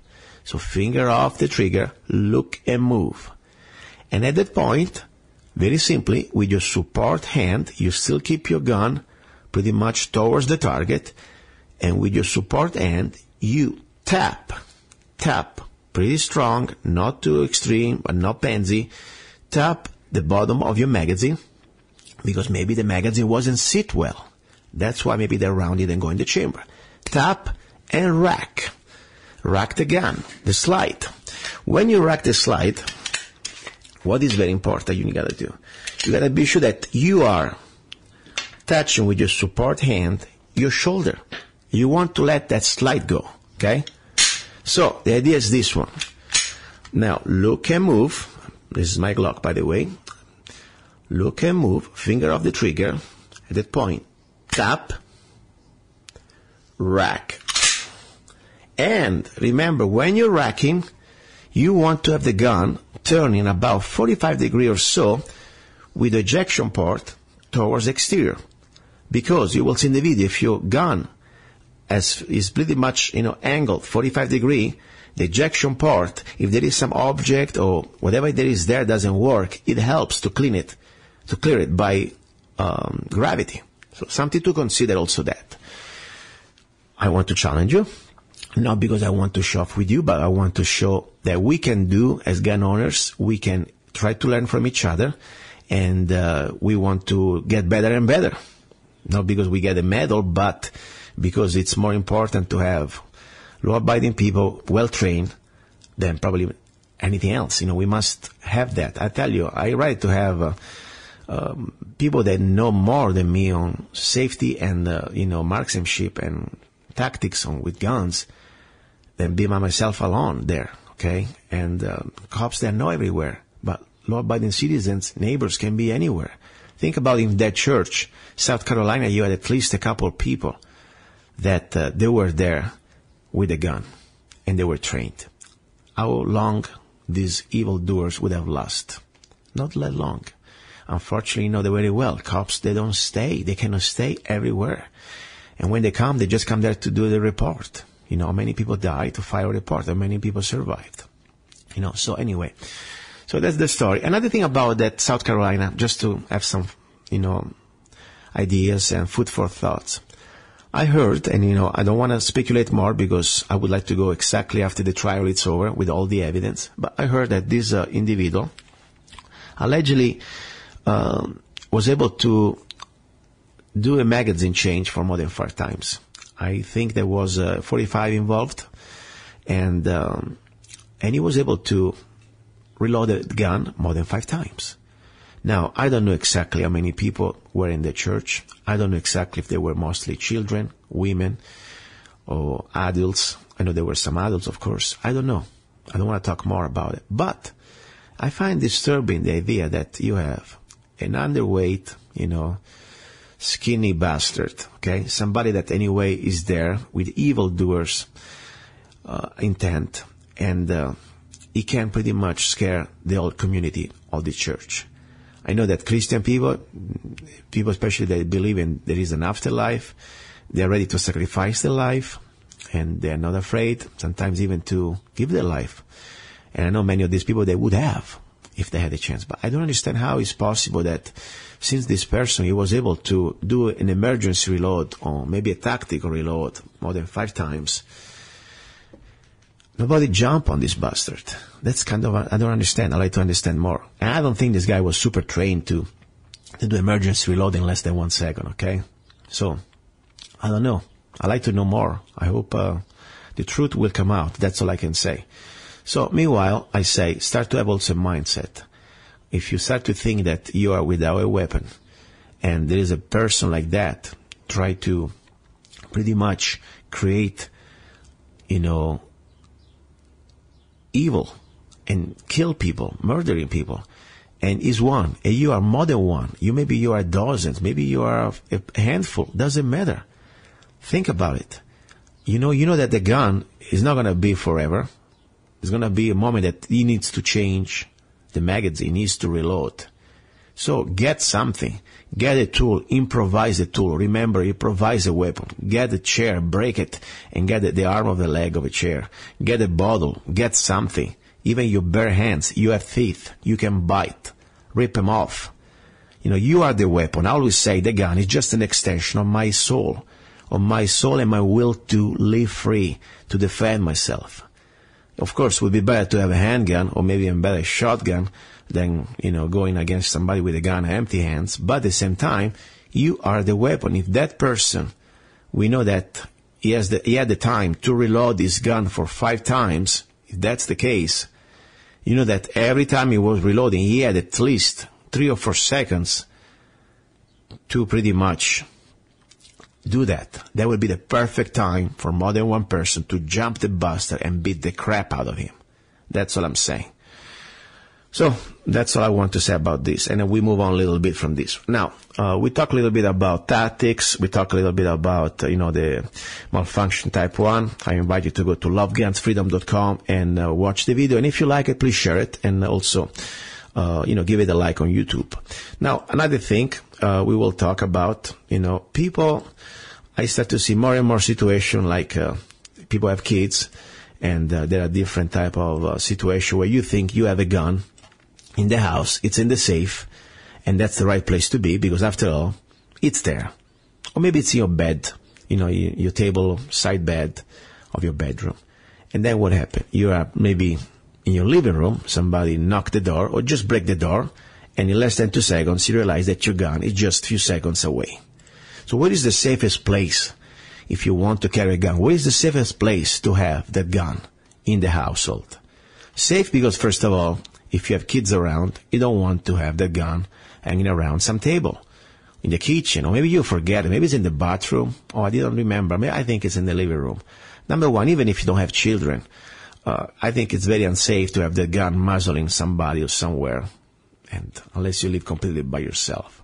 So number one, I don't like to leave guns around.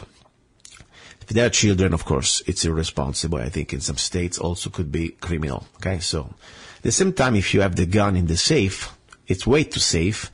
And then if you need it, you don't carry a safe on your back all day long in the house, so it takes way too long. Let's say, as I said, somebody knocking at your door and your gun is in the safe, too late. You're wasting your time. So the safest place, my opinion, the most tactical, effective way to carry a gun in the house, to have a gun in the house, is on you. Okay? And back to the same way. Get in your belt, 3 o'clock position. And I think it's really the way that you forget you have a gun, but you don't. It's like almost when you are, for me, comes with the pants. Every morning I wear my pants. I don't need to think, oh, today I'm going to have a gun. No. The holster is already there, attached to every pair of pants I own. Simple as that. So that's just some sort of, food for thought about, let's start to be prepared, because sometimes things may happen and happen exactly in the place we expect less. It's our home. Now, another important thing I want to talk to you about. There is always, we talk about guns, we talk about ammunitions. That's great. And I'll give you also some deals. And we'll talk about also accessories, okay? And I want to share with you places and websites that you pretty much can start to think that there is more than just a gun you may need. I mean, a backpack. I was talking about this backpack before, during the idea how to carry this carabine, this sub 2000 Celtic on you, when you go shopping, or even when you want to have your little backpack, emergency backpack, you put in the back of your car. There are ways you can buy a backpack, of course. You can buy brand new stuff, and you can buy, for me, the best thing is to get military surplus. Especially when you got military surplus stuff that it's very much affordable and resistant, and they have a different type of, no comparison with what you can get from, for example, civilian stuff. Now, a website that I think it's a very good place where you can shop for really cheap stuff. I mean, not cheap, affordable military surplus bags and packs. It's called keepshooting.com. Keepshooting.com. Go to your military bags and packs. And for example, I like very much, there is one that I got myself, is the Austrian Combat Pack with shoulder strap. Okay, this is Austrian military. It's perfect when you want to carry something like your emergency kit, your extra ammo, maybe, your carabine, or even better if you want to put your ballistic plaque I was talking to you about before. For $10.95, you have an incredible brand new military surplus Austrian Combat Pack. That's on keepshooting.com. As I said, I'm not here to tell you things that because I'm paid. This I tell you because I really believe I want to give you the best information out there to make your homework, to be prepared as a law-abiding person, to have a plan. And at the same time, nothing is free. The show, it's here because the radio, of course, let me go through the radio, but also I have the show also on the internet, and it's getting more and more everywhere, and it's getting great. But there are costs, and my time, it takes pretty much a good pride to do this show and put it together in a nice way that I can give you always good information, great guests. It takes a lot of time out of my life, my professional life also. So at least I tell you something, if you want to support the show, since I'm not relying on sponsors, I really invite you to go to my website, zanna.us,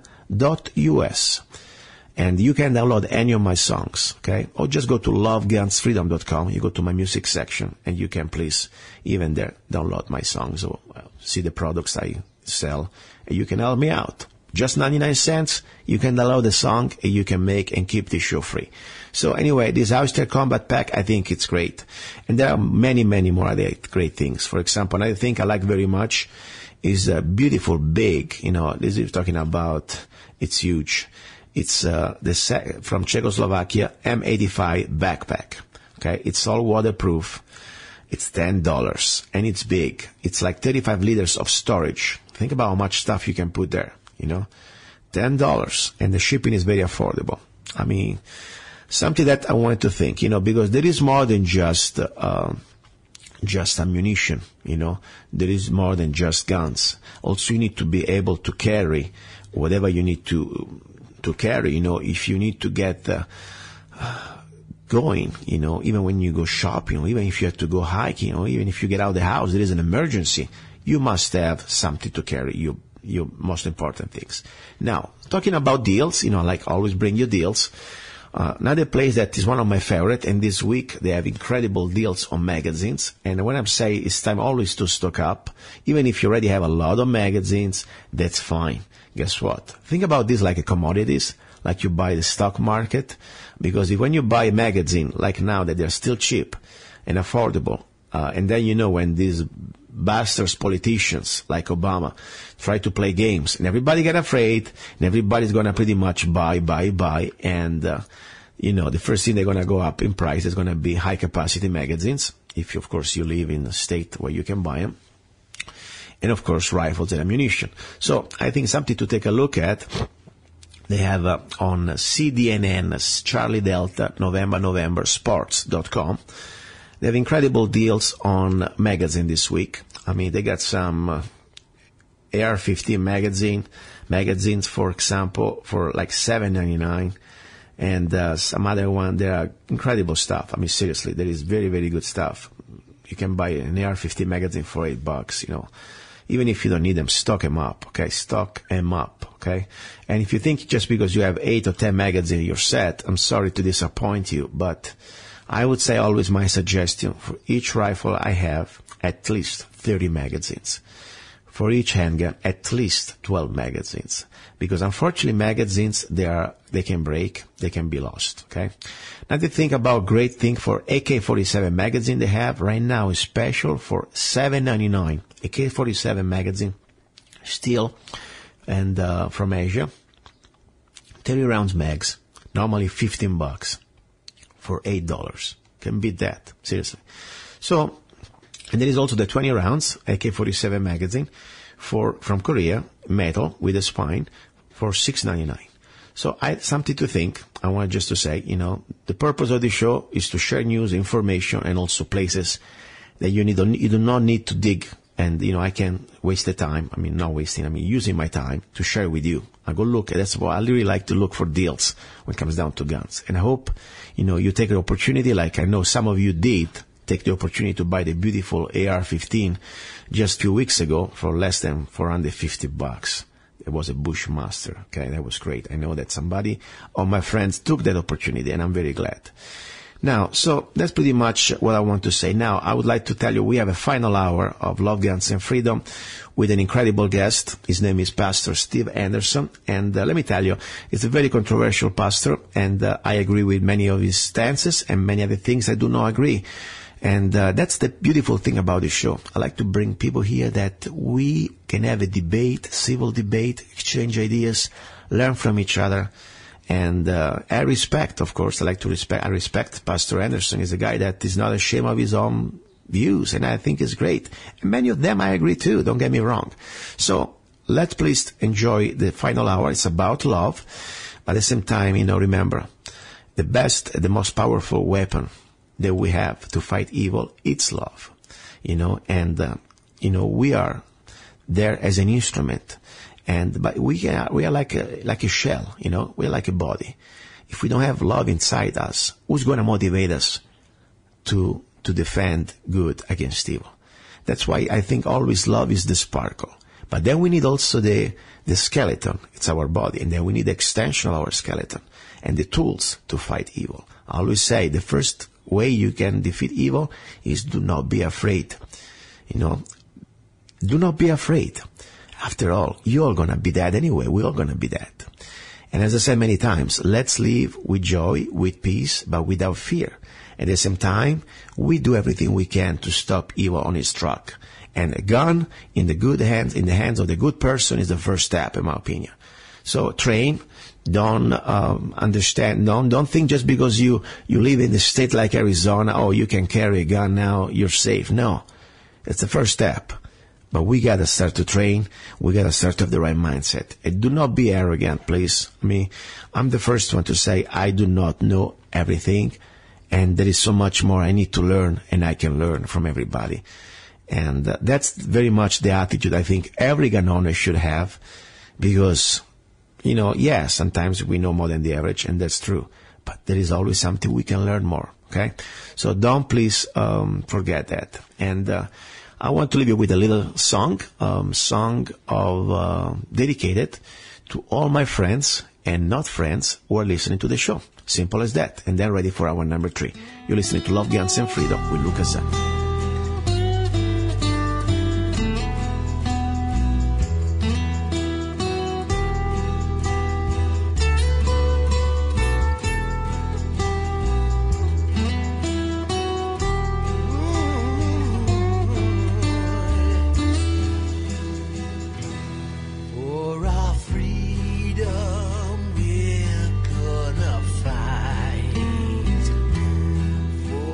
Country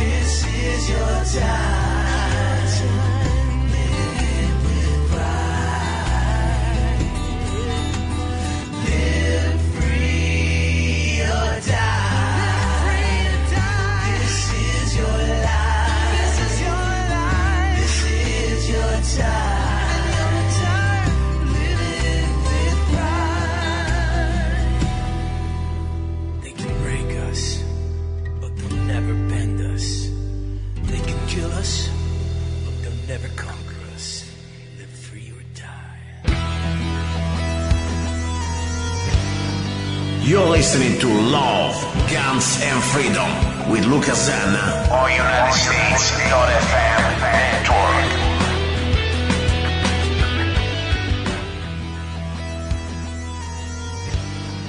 You're listening to Love, Guns, and Freedom with Luca Zanna on United States.FM network. Here we go, guys. This is Luca Zanna. You're listening to Love, Guns, and Freedom on KTOX 1340 AM and on United States.FM network. This is the hour that I call the hour about love. You know, we talk about different things. I do serenades. I try to hook up people. I talk about, brotherly love. I talk about spiritual love, talk about sensual love. We try to find the humanity that, regardless the politics and our rights, I believe it's very important to keep us always in perspective. We are human beings with our own weaknesses, with our own passions and everything else. Now, I have with me today a guest that I really enjoy a lot, and the beautiful things about the show, it is not a show that I bring everybody here that I agree with. I believe that there is always something that we agree with somebody, and we don't need to agree on everything. But first of all, I respect people who they stick to their convictions. When somebody is honest and upfront and is not apologetic, for me, gains the respect. Because on top, especially when they brings the reasoning behind their words. So that, for me, is very important. And also, I respect a man who chose very well the statement that government, it is not, is God. That's the bottom line. That's the most important thing for me. And I always say that government, you are not my God. And I have with me today the honor to have Pastor Stephen Anderson, that pretty much understands the concept of freedom and personal responsibility. And of course, is a pastor. And is not just a regular pastor, just to let you know, guys. He's a pastor from a Baptist church. He calls himself a fundamental Christian. Okay, and that's fine, and as I say, guys, this show is not about preaching. You can do whatever you want. This is my attitude. I'm not here to judge you. I'm not God. I'm a sinner like many of you. But I like to bring the perspective of Pastor Stephen Anderson on many topics. Pastor, are you there? Yes, sir. How you doing? Very good. Here, I call myself Sinner 1 to Pastor Anderson, okay? So I'm here as I told you, I'm learning. I'm trying to learn the scriptures, and I don't talk about this very much on my show because I'm not really in condition to preach to anybody. I don't want to preach, but I like to ask questions to somebody like you who are a man who dedicated your life to study the scriptures, okay? So I have some questions. First of all, I would like to remind to the listeners, before we go even to the pastor side, you as an American, you are one of the few people that I really know who had the courage to stand for your basic rights. We're talking about here the Bill of Rights, the Fourth Amendment. You were beaten to almost, I don't say to death, but you were pretty much in pain and bloody by, who was, the Border Patrols or the DPS? Who did that during your accident when you did not want to submit to the Fourth Amendment violation in Arizona? Yeah, well, it was both of them, because it was the police who was tasering me and the Border Patrol who was bashing my face in. So they both kind of participated in it. Yeah. And, once they searched my car, they, of course, found nothing illegal. Mm-hmm. I was just standing up for my basic rights, as you said. Exactly. So this is the point. That's for me, number one, before even we go to Stephen Anderson as a pastor. Stephen Anderson as a human being, as an American, I have the best, the most respect about you, for your stand. And that's very important. I go to find out his case. Not only was guilty of anything, but also he went to court. They were trying to put him in jail, and he won. Okay, so much respect there. Now, let's talk about Pastor Stephen Anderson, okay? The man who dedicated his life to study the scriptures. And my point is this one. I have some questions, and I'm not trying to be here controversial. I'm really some questions come from my ignorance and from my logic, okay? First question is this. According to the scriptures, according to the Bible, also the New Testament, altogether, are we allowed to have more than one wife? And if not, why? Yeah, that's a great question. Well, there's really two answers to that question, because one is a spiritual answer and then one is a legal answer. Okay. Because I believe that the Bible makes it clear that spiritually it is a sin for us to have more than one wife. Okay. Because there are a lot of scriptures that say, for example, that a man should leave his father and his mother and cleave unto his wife, singular, and they two shall be one flesh. And also, when it lays out the qualifications for the pastor and for the deacon, it says, the bishop must be blameless, the husband of one wife, having faithful children, not accused of riot or unruly. There was also a commandment in the Old Testament saying that the king should not multiply wives. So from the beginning, according to Jesus, it's always been God's plan for marriage to be between one man and one woman, and for it to be a lifelong commitment until death. Now, that being said, in the Old Testament, we also have God's plan for human government, where he lays out, all the different crimes and punishments that should exist in a society. And when he does, he actually makes an allowance for men having multiple wives. Like, for example, there's a passage where he says, if a man have two wives, and one of them, basically he loves more than the other, I'm just paraphrasing it, I don't have it in front of me, but he says that, he's not allowed to give the inheritance, the greater portion of the inheritance, to the one from the favorite wife. It has to be split equally between the sons of the two wives. So there are multiple scriptures where God talks about, hey, if you have a second wife, these are the laws and so forth in the Old Testament. Okay. So under God's system, it was not illegal to have more than one wife. It was, it was allowed by law. And that's why, as a Bible-believing Christian, I believe that in today's world, I think that our laws should be patterned after the Bible. I mean, we're not smarter than God. I don't think that the U.S. government is smarter than God. So I would take lessons from the Bible on how to run government. So I personally believe that polygamy should be legal, but I do believe that it is a sin. I would never participate in it. I don't think any Christian should, but I don't think it should be illegal. Because here's the thing, just because something is a sin doesn't mean it should be illegal, because if all sin were made illegal, then we'd all be arrested every single day because we all sin. Exactly. So, there's a difference. There's a difference between sin and illegal. Exactly. This is my point. As much as, you profess yourself, as a Baptist, are, let's say, fundamentalist, as you say, your church, And by the way, let's give 1 second the website of your church. People can find out more. Give your website, please. Sure, it's faithfulwordbaptist.org. Exactly. So, as much as you are a fundamentalist and you have your beliefs and convictions, you make a separation that not because this is a sin must be illegal. I mean, this is not like we under Sharia law. This is the big difference that I would like to explain to my fellow listeners, that sometimes, they say, hey, wait a second, the Christians like the fundamental Christians, they're like the fundamental Muslims. No, that's not the case, because I never seen you hanging around, breaking some people's doors, try to convert people with a sword. I mean, people, they are free to come to your church as they please. At the same time, you don't go out, stoning people to death just because they sin. You say the scriptures, and you say that there is, of course, a judgment after this life, but at that point, people can choose what they want to do. There is no coercion, there is no violence, there is free choice. That's, for me, the most important thing. That's why we're having a debate or a conversation, because honestly, when somebody's out there says, you know what, there is no difference between a fundamental Christian and a fundamental Muslim, I'm sorry. Go to read the scriptures, but more important, go to see their acts. So anyway, that's a very important topic, because, this is my perspective about marriage, I am not married anymore.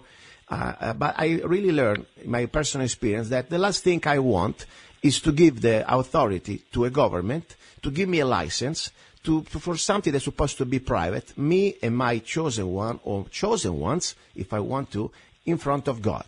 So I don't believe that I should submit myself to the state to ask for a permit to be married. What do you think about this? Let's start from this point of view. I think if I want to go, I will go to my church and I'll decide how I want to get married. Well, I actually do disagree with that. Okay. Because I believe in an extremely minimal government with very few laws. Mm-hmm. But I do think that marriage is one of the few areas where the government should be involved. And here's why I believe that. Go ahead. Because, when we get married, that is a legally binding contract. And in the Bible, it's a binding contract. And so if you're going to have people getting married, getting divorced, committing adultery, and having disputes along these lines, there has to be some legal definition of marriage in the sense that, we have to be able to define who is married and who is not. And, one thing that I've had a concern with, is that people have come to me because they know that I'm a very, freedom-oriented type pastor, and they come to me and said, hey, we want you to perform our marriage ceremony without a marriage license. Just perform a ceremony, but don't get the government involved in the sense of getting a marriage license. Okay. But the concern that I have with that, though, is that people would basically, go through that ceremony, say that they're married, and then later when they change their mind, when things are going bad, then basically just split up and basically claim like, oh, well, we were never really married anyway. Okay, let me give you my little input on this one. Let me tell you this one. First of all, you know very well that the marriage license concept issued by the government, that was something that really started after the Civil War, because they were pretty much concerned about, in the South especially, to these interracial, marriages, I mean, that's the first thing that give me a little bit of a heads up that something's weird. Let's say I want to get married with somebody that at the time, we have difference of colors, I'm black or she's white or whatever, and the government says, no, you can get married because I am the one at the end. Since it's a license, even supposedly everybody can get it, but not really, because if you go in some states like California, they want to get your blood test and every other thing that really that is none of their business. So I think it's kind of scary to give that type of power to the government. At the same time, I understand what you're saying. People can go out and check up a little bit and say, sorry, we were kidding. I think there is a solution to that without having the government acquiring so much power. First of all, since you said a magic word, it's a contract, correct? Between a man or a woman or two individuals, let's put it this way. Now we go thereafter about that. But the point is, contract means that there are so many forms of contracts today that you can do between two adults, and they can decide pretty much everything, like from your pension to who gets your house, who gets, who does this, who does that. I mean, a very well-defined contract. Even more defined that sometimes in some marriages, because I can get a marriage and I can get a contract. It's called pretty much, prenuptial agreement, and somebody's going to get screwed out there. So I think if somebody's honest with a partner, they can get a contract going, and they can pretty much decide how they want to live their life without getting the government involved into this. And it is just my humble opinion. Regarding about, the more than one wife, the point is this one.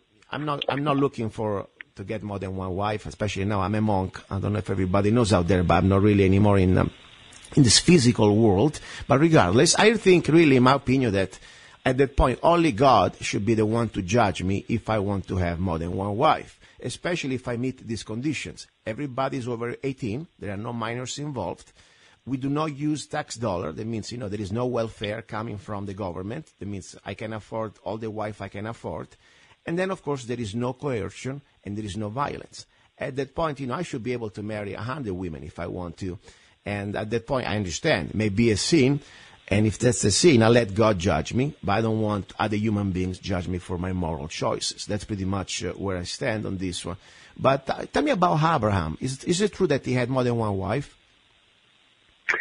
Well, yeah, he was married to Sarah, and then Sarah could not produce a child, so then he ended up, basically taking the handmaid as his, concubine or wife, and having a child with her named Ishmael. And but let me, just because someone in the Bible did something doesn't make it right, because actually a lot of people in the Bible had multiple wives. But, a lot of people in the Bible also stole things and, committed murder and got drunk and whatever. So obviously the Bible's a story about people and what they did.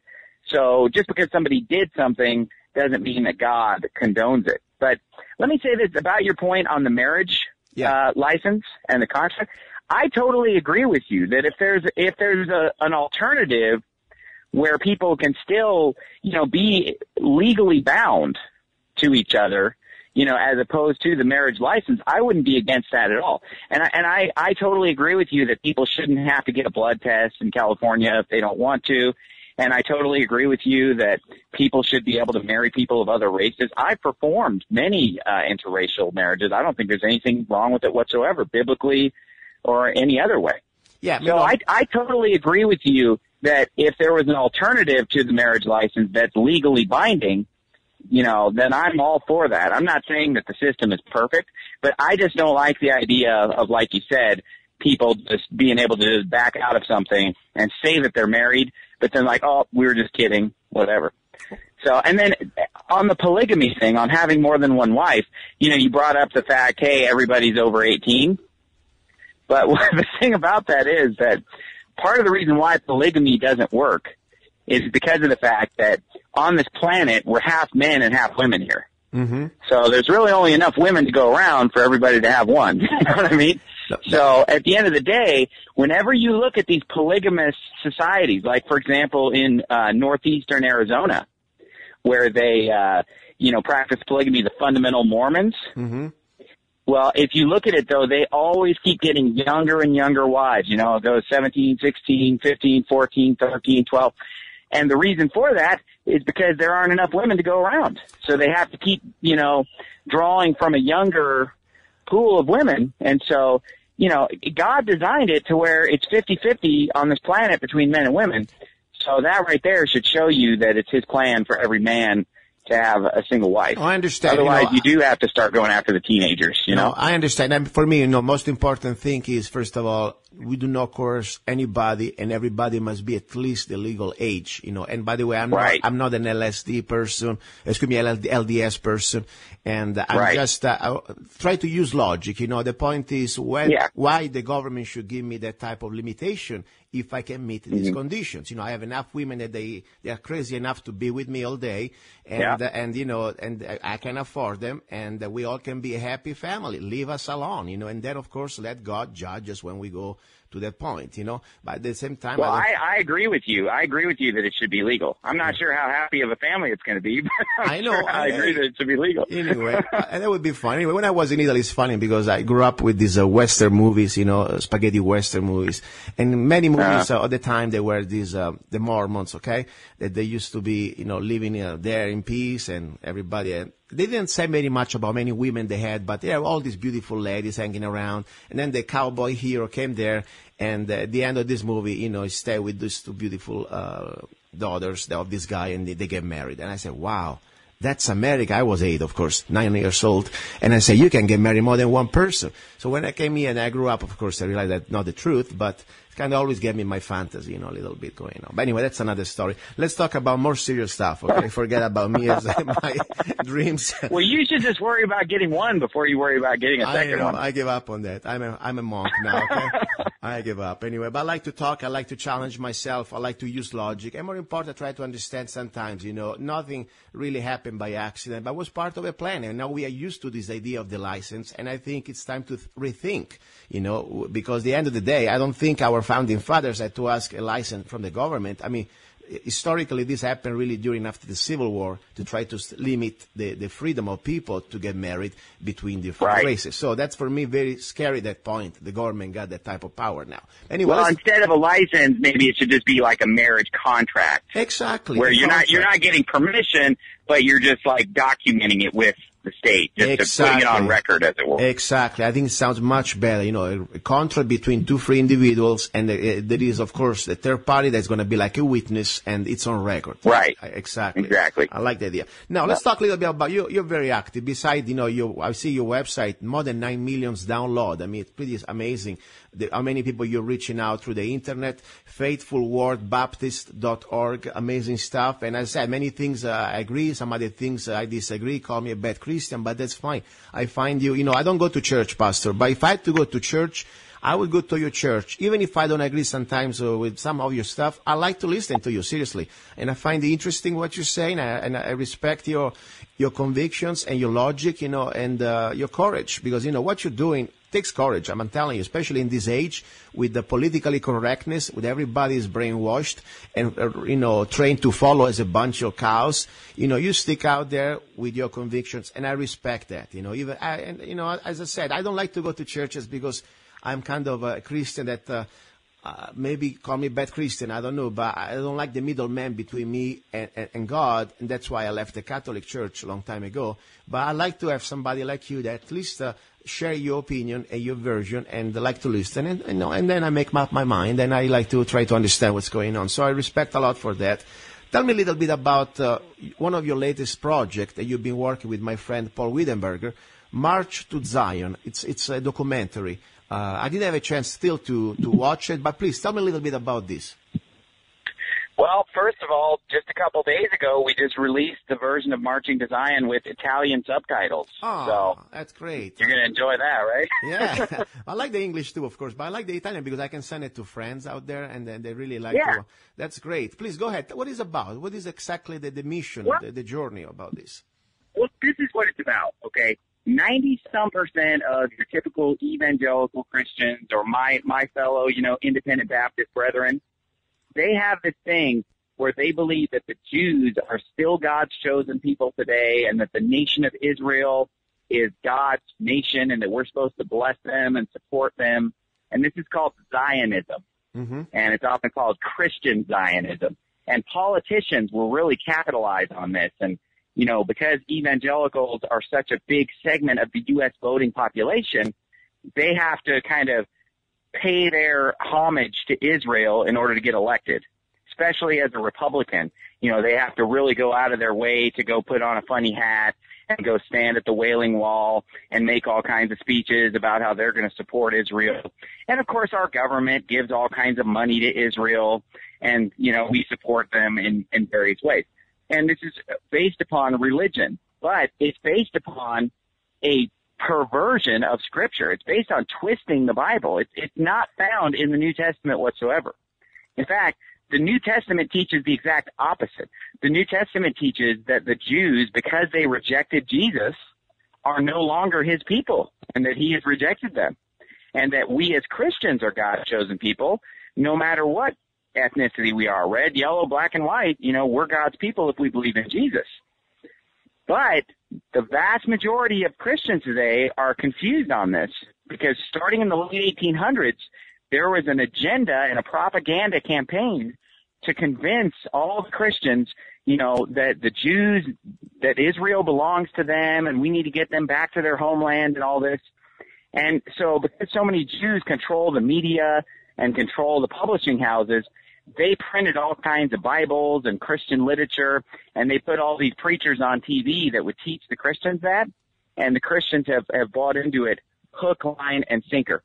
So this film, Marching to Zion, basically shows what the Bible actually says about this subject. And not only that, but we interviewed 4 rabbis. Wow. And so these rabbis are explaining all their beliefs of Judaism and everything about Zionism from their perspective. So people don't have to just believe us when we try to tell them, hey, Judaism is a false religion. They reject Jesus. No, they reject Jesus. They hate Jesus. And people don't have to trust us because they're going to hear it directly out of the mouths of the rabbis themselves. Because today Christians have been taught, the Jews believe the Old Testament, but they just don't believe in Jesus. But we demonstrate in this film that the Jews don't even believe the Old Testament. They have their own religion that's based on a different book called the Talmud. And that's what they really believe in, not any part of the Bible, but the Talmud is what they're actually following. And all of this is proven in the film Marching to Zion.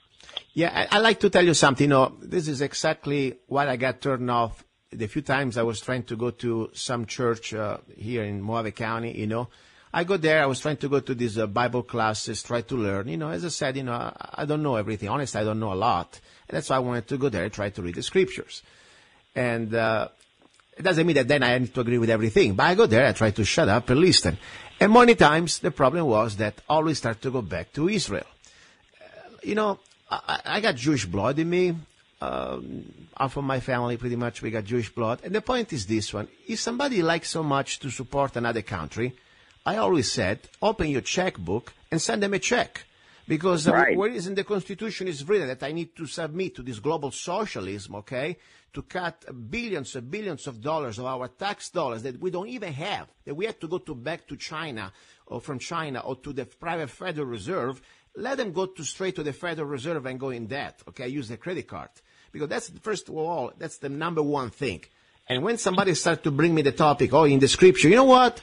It's supposed to be, first of all, now, my tax dollar is something separate from my scriptures, okay? I mean, if you want to go by the scripture, as I said, cut your checkbook out of your checkbook. And I'm not trying to put down Israel or anybody else. I just said, let's start to use logic, okay? As America, Israel is not a 51 state, okay? But it's getting all the benefits, like many other states too, many other countries too. without having any type of contribution to us. This is insane. It's called completely insanity. So that's my humble opinion about all this social political situation with Israel. You know how many billions of dollars now Israel is asking this year, 50% more increase in the next defense package. Talking about billions of dollars, okay? And the fact that the media or the churches try to brainwash us, I find that disturbing. And this is not to be anti-Jew. No. As I said, I got Jewish blood myself, but the point is we must make a separation between, first of all, our what is right and what is wrong, because people, especially on the right, this conservative, that they denounce this socialism, like the Obamacare, the redistribution of wealth, and all these socialist programs, and I'm with that, okay, I agree with that. But the point is, this is bigger socialism than everything else, because we are redistributing our tax dollar, not even with our fellow Americans, but with another country. So something really stinks there, that I completely agree with that. Now, something about this movie that, of course, I want to watch. I think it's very important to learn all this. And I agree with you. There is an agenda. There is an agenda that is some sort of a conspiracy, that you cannot even talk liberally without being called names about something so important. I mean, the fact that we are talking about this and just having a debate, in many other shows or TV stations, they would have shut you up immediately. Because how dare you to talk down about this? That's why I like and I respect this station. And, of course, the Internet is still free. We can do pretty much still say whatever we want. But especially on KTOX 1340 AM, I'm allowed to say whatever I damn please. I call, and I try to always bring facts. I don't like to call people names. If I have to call somebody names, I bring you facts. And that's why I think at this point, what better evidence is that? Because, of course, how long is this documentary? 1 hour and 48 minutes, I guess, right? Almost 2 hours. Yeah, exactly. Yeah, it's about an hour and a half, hour and 45 minutes. So the point is, guys, if you want to challenge yourself, and I'll be the first one to have an open mind. I admit I didn't watch it yet, but I want to watch it. I have an open mind, and I want to watch Marching to Zion and see the evidence that Pastor Anderson with Paul Wittenberger put together to pretty much make this point. I mean, I will right now really be brainwashed as Christians to believe that we must support Israel at any cost. I mean, where is written that? Why should we do that? Even if it was written in the Bible, okay, even if, I think as an American, maybe I'm not a Christian, okay, maybe I don't need to believe in the Bible. We should not mix what the scripture says with our tax dollar, okay? I mean, as I said, as a human being, if you believe that Israel must be supported, send them a check from your private bank account. As a country, I think we should take care of our own people, and nobody should be forced to pay somebody else's credit cards. That's what I think. But back to this one. We were talking about something even more controversial. And please, listeners, be open to have an open mind. Don't start to cuss and send emails and call the station, because this is not the way it works here, okay? We have civil people. And as I said, I got some Jewish blood in myself, and the owner of the station, I know that he's a Jewish guy, but we can talk about this, everything we want here, when we do with respect. Now, statement. You said that the Holocaust with the Jewish people never really happened the way they told us. Am I right or wrong in this question? Well, yeah, I did say that, because the thing is, people don't understand what the word Holocaust means. Okay. Because the word Holocaust is a Greek word, okay? Okay. And it means the whole burnt offering. And this goes back to in the Old Testament when they offered animal sacrifices. Usually they would butcher the animal and the priest would eat a certain part of the meat and then the rest would be burned on the altar. But then there was another kind of a sacrifice called the whole burnt offering. And this is where they would just put the whole animal on the wood and just burn the entire animal. After it was killed, obviously. They would just burn the carcass completely, and that was called the Holocaust. That's where that word comes from. So the reason that they call this event, around World War II, when supposedly 6 million Jews were executed and then cremated, most of them, they say, it's a whole burnt offering because of the fact that Hitler was trying to execute all the Jews and then cremate them all, okay, to destroy all the evidence. Well, that simply did not take place. And the reason that I say that is because of the fact that the story with the 6 million, it isn't humanly possible. If you look at the resources that they had and you do some math and crunch the numbers, there's no way that anywhere near 6 million Jews were killed. Now, let me say this, though. I'm not saying that obviously Hitler did not persecute the Jews, because of course he did. And of course we know that Jews were rounded up and put into forced labor camps.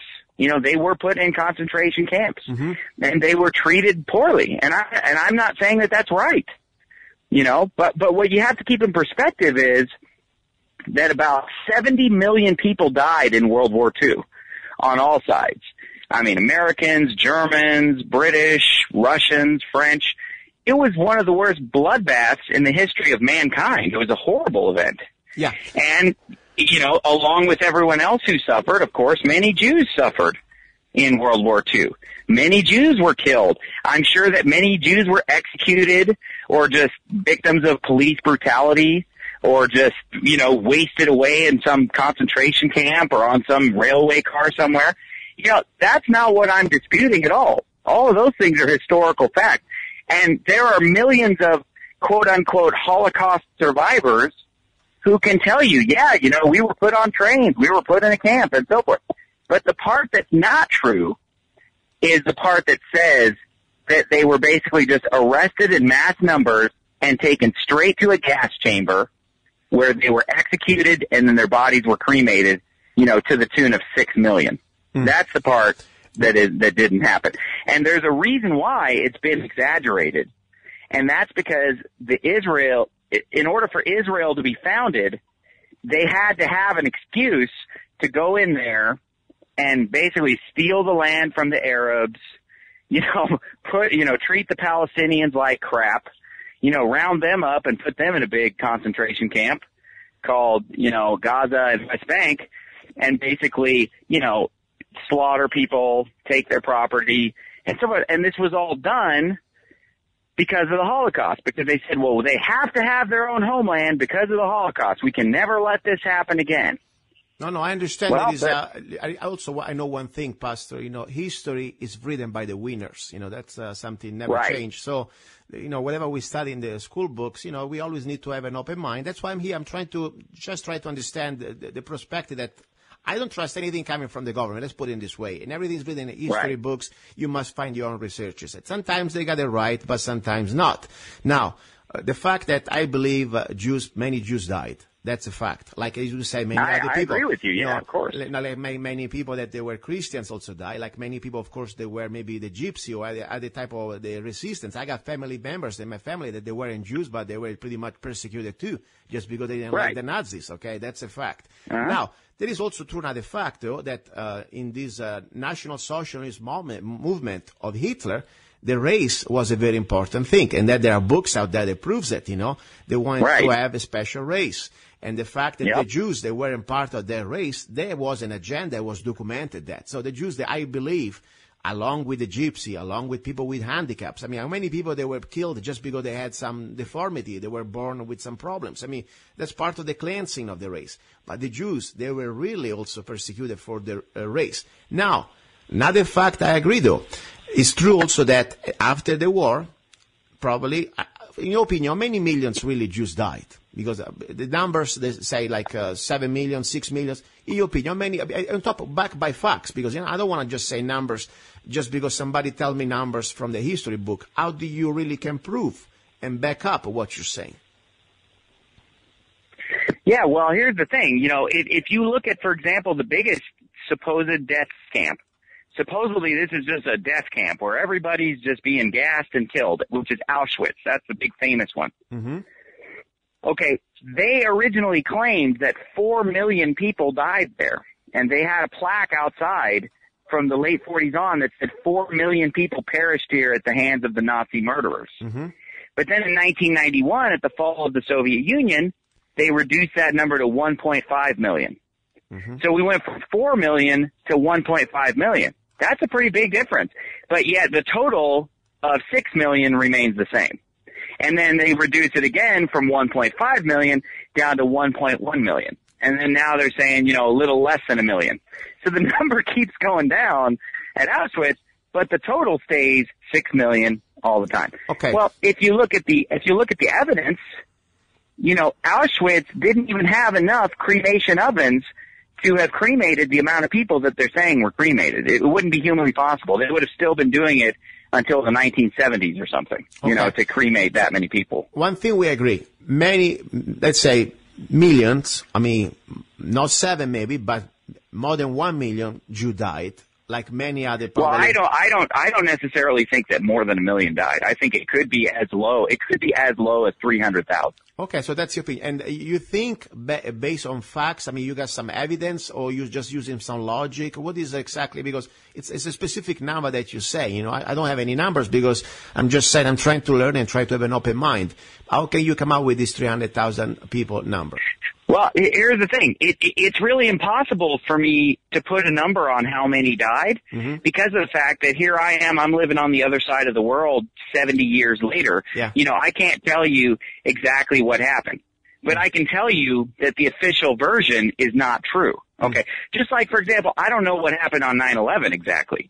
But I know that the official version isn't true. Okay? Oh, I agree with that. I agree with that 100%. Yeah, so I don't have to know exactly what happened to know that the official version is not telling the truth. Okay. What? And since the official version of the Holocaust claims that, oh yeah, they'd put 3 or 4 bodies in these ovens and they were done in 20 minutes. Well, that's just not humanly possible. But that's the only way they can make the numbers add up. In reality, you could only put 1 body into each of those ovens, and it would take 1 or 2 hours to cremate them. And anyone who disputes these facts can call up any mortuary in America. Pick whatever mortuary you want. Pick a mortuary in your town and call them up and say, how long does it take to cremate someone? And even in a state-of-the-art, computer-controlled, 1,800-degree Fahrenheit oven, it's going to take 1 to 3 hours to cremate someone. But yet, these supposed eyewitnesses are claiming that they were cremating people in 15 to 20 minutes at a time. And that is simply not humanly possible. Okay. It's very hard to cremate someone.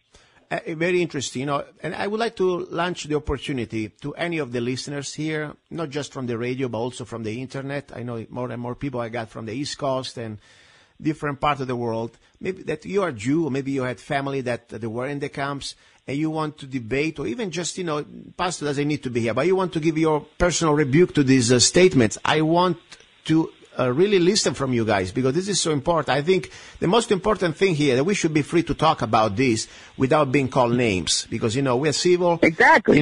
We can have a debate. I'm trying to use logic. I'm not saying you're right or you're wrong. I want to listen. I want to verify the facts. I had a few weeks ago, Professor James Fetzer, that, he got some other statement, pretty powerful statements about this himself. And I brought this book, and I'm trying to figure it out, all the evidence and facts he says. And let's have an open mind, guys. If they lie to us about so many things, like, now they tell us that 3 buildings fell down on their footprint and 2 planes hit them. And we know very well, even a child that has, just first grade, 12-year-old kid with mathematics and law of physics from the elementary school, they understand that was a fraud. And very well the Pentagon was a fraud. There was not even a hole that fits the airplane. And they lied to us on many issues in the past that we can prove. I think we need to have an open mind to everything else. That's all I'm trying to say here. And sometimes I feel very sorry when, especially the control media, the big networks, you cannot even mention something unless they want to make you, some sort of a fun of you or try to scorn you in the corner. We should have an open mind without be laughing at anything. Done with respect. Yeah, exactly. This is but my this attitude. Conversation that we're having right now is illegal in 14 countries. Yes. Yeah. Just the things that you and I have said, both of us would be in prison right now in 14 countries. And some stinks about that because, the truth fears no investigation. Yes. And this is, for me, the most disturbing thing. That's why I want to talk with you today specifically about this. Because I want to remind to my friends in Italy, there was just in Italy just a few months ago, a publisher from Turin, okay, that they publish the Protocol of Zions, Protocols of Zions. I'm sure you're familiar with that booklet, okay, that just because this publisher had the audacity to publish this book, okay, that even he didn't write, that doesn't matter. He got sentenced to 6 months in jail and to pay I don't know how many thousands of dollars to the local Jewish community. I mean, are you kidding me? We cannot even talk in France if you deny that. I mean, how many other states? If you deny the Holocaust, it's your opinion. I mean, I don't need to agree with you, okay? But the fact that's your opinion, you shouldn't go to jail because of your opinion. This is insanity. That's why I wanted to be sure today that we are breaking the law in these 14 states. Now, Italy is one of the states I know for sure. France, I'm sure it is another one. How many other states can you count? Just to remind to our listeners, what do we have here? We need to keep it alive. It's called freedom of speech. Even if we don't agree on things, we must be able to talk about things. How many other countries you know that you go to jail besides Italy and France? Well, I know Germany. Germany's one of them. Canada, Austria, the Czech Republic. Oh my God! Even Canada. Yeah, even Canada. Lots of countries, mainly European countries. Yeah. So let's say in this way, this protocol. The protocol Zion. This is the March to Zion. Is this something that could be a part of? If I go to Italy with that copy of the DVD, could be something that could be considered like a hate crime to have that video with me?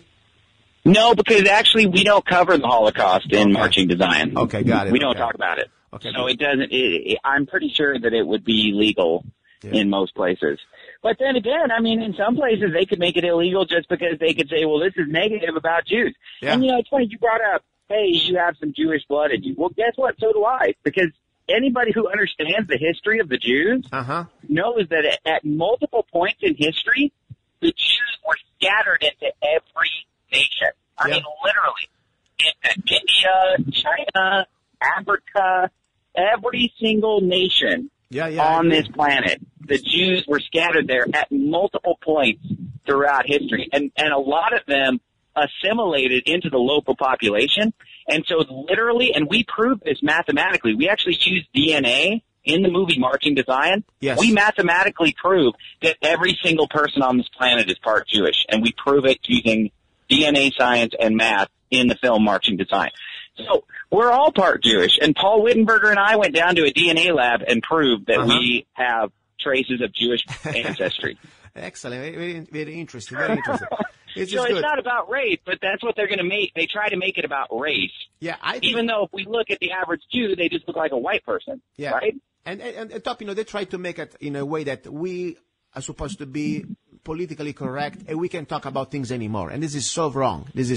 I mean, this is for me the most important thing. Regardless that, I agree with you or not, that's not the point. The point that we should be able to have at least a logical conversation here. And many things that honestly you say make sense to me, but that's another story. And even if something that I don't agree, I don't care. You should be able to talk here freely without being able to be fearing for your life. I mean, and that's the point. I had during the first hour, the gentleman who organized the protest in front of the Phoenix Mosque, okay? And regardless that I agree with him or not about the act, the point that in America we should be free to exercise our First Amendment without violence, without being afraid for our lives. That's the bottom line. And the moment that we realize that you don't have any more rights, when you try to exercise them, that's the bottom line. And that's why we need to keep exercise our rights, because at that point, it's always like a little bit of a test. The moment that you cannot exercise them anymore, you realize that your rights were gone. So you gotta do it. And that's why the purpose of the show. We're here to exercise our First Amendment. Of course, we talk about love. I want to try to get some, excuse to get married with more than one wife. Unfortunately, it seems like I don't have enough evidence from the Bible. I'm not going to go to heaven if I do that, but I'll try to figure it out more when I'm not anymore a monk, okay? So till then I'm okay. I'm a monk, so I'm fine. So you could still you could absolutely go to heaven and have more than one wife, because according to the Bible, the only thing you have to do to be saved, the Bible says that whosoever believeth in him should not perish but have eternal life.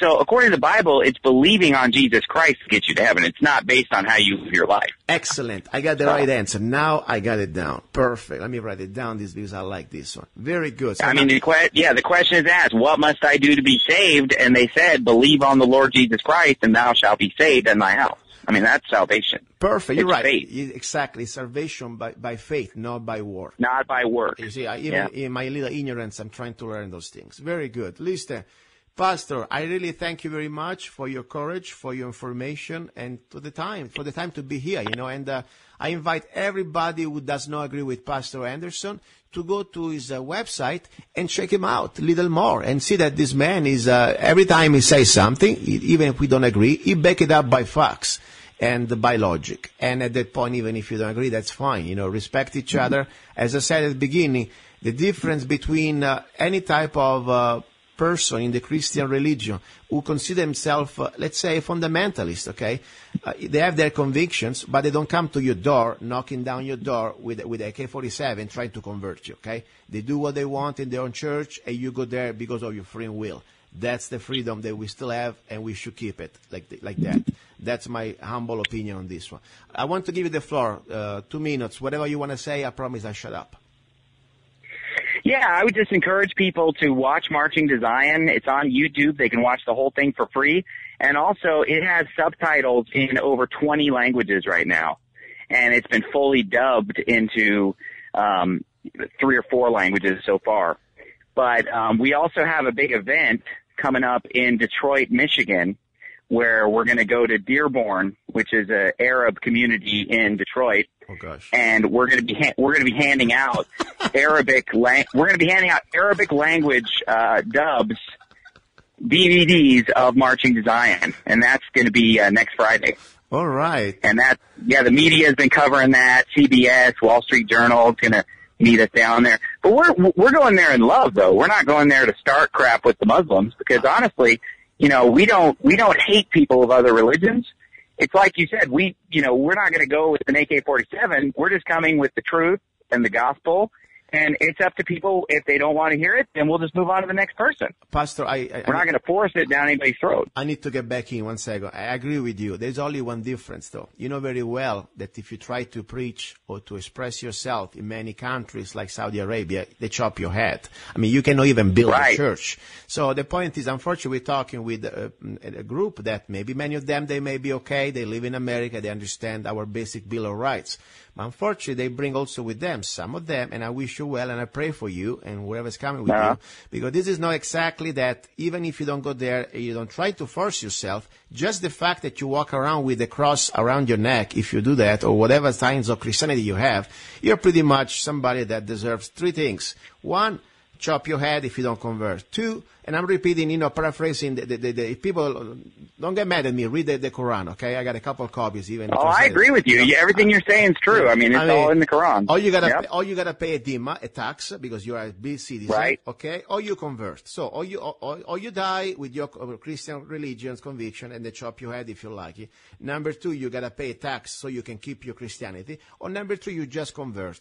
So that's the reality we're talking. And maybe many people, they consider themselves moderate Muslims. They don't accept that. Fine. But if you cannot be, like you say, and I respect you for that. You are a Christian, fundamental Christian, because you cannot just pick and choose what you like from the Bible. That's the way it is. Right. And I don't believe that there are moderate Muslims. Or you're Muslim or you're not, because you cannot pick and choose what you like. That's why I agree with you 100%. Yeah, that's why we're going to Michigan and not Saudi Arabia. I know, but still, I see some videos in Michigan that pretty much looks like Saudi Arabia. So double up your life insurance, okay, and leave things right behind. And I'll pray for you, and hopefully we can talk about this when you're back, okay? Yeah, we'll give you the update, yep. Thank you very much, Pastor, and thank you very much. And you're listening to Love, Guns, and Freedom with Lucas Zana. This is the hour about love. Now I need to detox. I have a bottle of wine ready to be opened and a romantic serenade, and we will talk about the single, freedom-loving person of the week. Don't go away. Have you ever met someone on an online dating site and thought, wow, this guy is perfect for me, or she is simply amazing, only to find out they were hiding a deep, dark secret? They plan to vote for Hillary. FreedomLovers.us was created for singles who want to exchange ideas and a love for freedom. People who are looking for solutions to create and defend freedom in the real world, and at the same time, getting that once-in-a-lifetime chance to find their true soulmate. Whether you are interested in meeting your soulmate, making new friends, networking, or hanging out with that like-minded liberty lover, visit FreedomLovers.us. It's the first free dating site and community. So patriots, don't waste your time with other dating sites. FreedomLovers.us is the place where like-minded singles really click. Okay, guys, final part of Love, Guns, and Freedom. We talk about many things today, many important topics. This is the hour about love. And before we finish, of course, I wanted to remind you that if you want to support the show, it's very simple. This is a show as an act of love. You can share the show, help me out to share the show out there. And also if you want, since I really rely mostly on people, on listeners, to get this show going, you can do one simple thing. You can go to zanna.us, ZANNA.us, and you can download any of my songs for just 99 cents. In this way, this show is always going to be free, and I don't need to think about sponsors that they like or not what I have to say. We will keep this show free. Now, talking about the people that we have been helping, this show, I wanted to thank again Cheryl from Pennsylvania, that pretty much is doing an incredible job sharing the show on Facebook and different type of message boards. And I know normally I don't get phone calls because I try to do my show from remote locations from Arizona. I don't like to go to the radio, but regardless, today I want to get a phone call, and I'm here with Cheryl from Pennsylvania. Cheryl, are you there? Yes, hi, Luca. How's it going there in Pennsylvania? Oh, it's great. We're getting a lot of rain. Oh, good for you. We need some. We are kind of dry here, but, maybe who never knows. We're going to get something going on. I want to thank you again. I know you want to call for some reasons, and I want to give you the floor. Whatever you want to say, go ahead.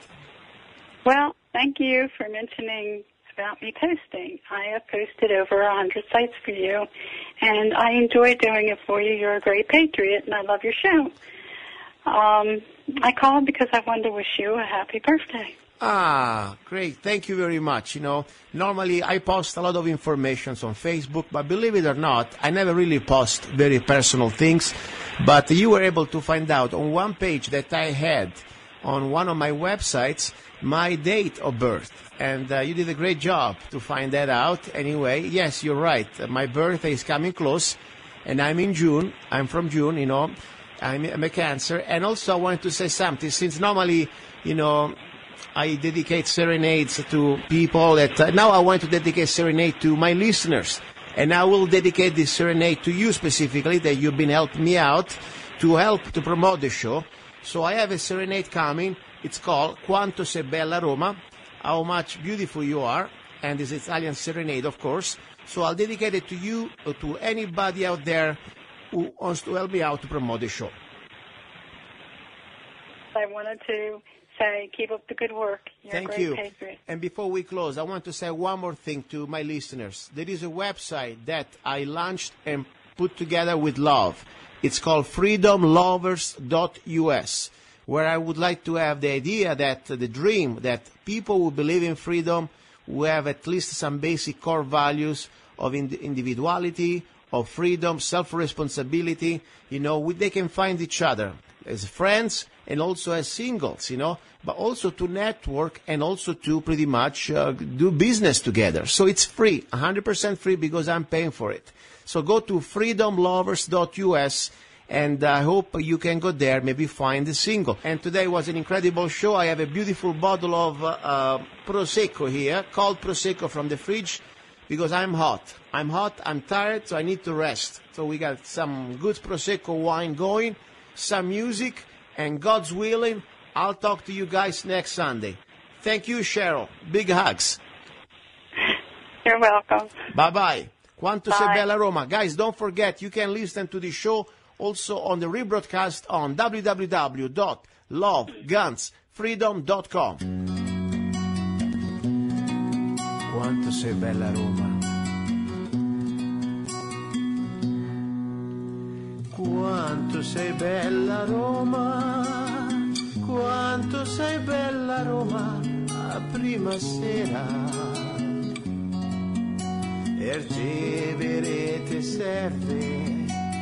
te verete serve da cintura.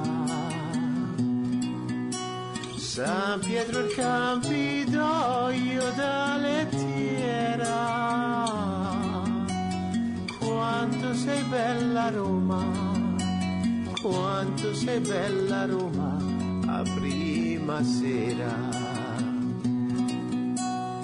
Gira se la vuoi, gira, canta se la vuoi, canta, trastevere da quando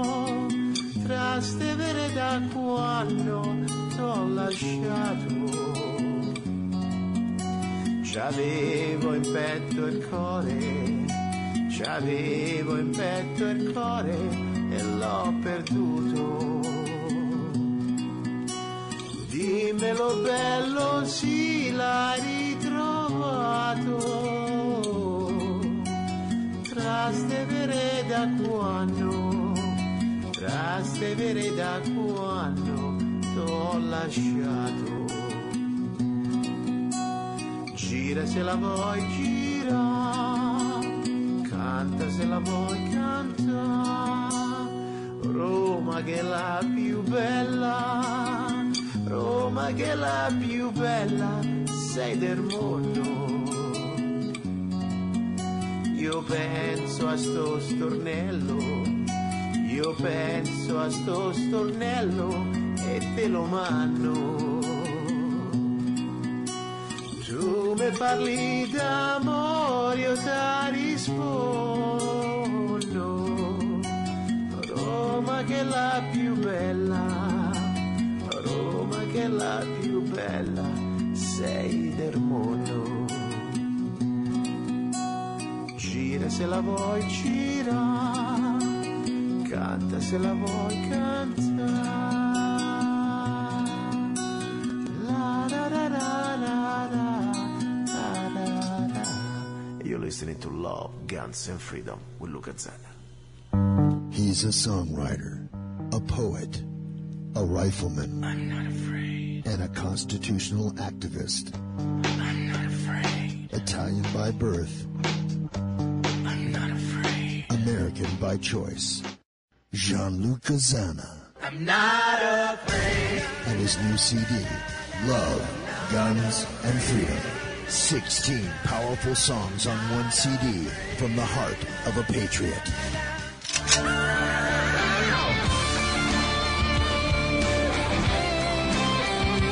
For download or to order the CD, go to www.lovegunsfreedom.com. That's www.lovegunsfreedom.com. Lyrics for your mind, music for your heart. Gianluca Zanna's new CD, Love, Guns, and Freedom. You're listening to Love, Guns and Freedom with Luca Zanna on United States.FM Network.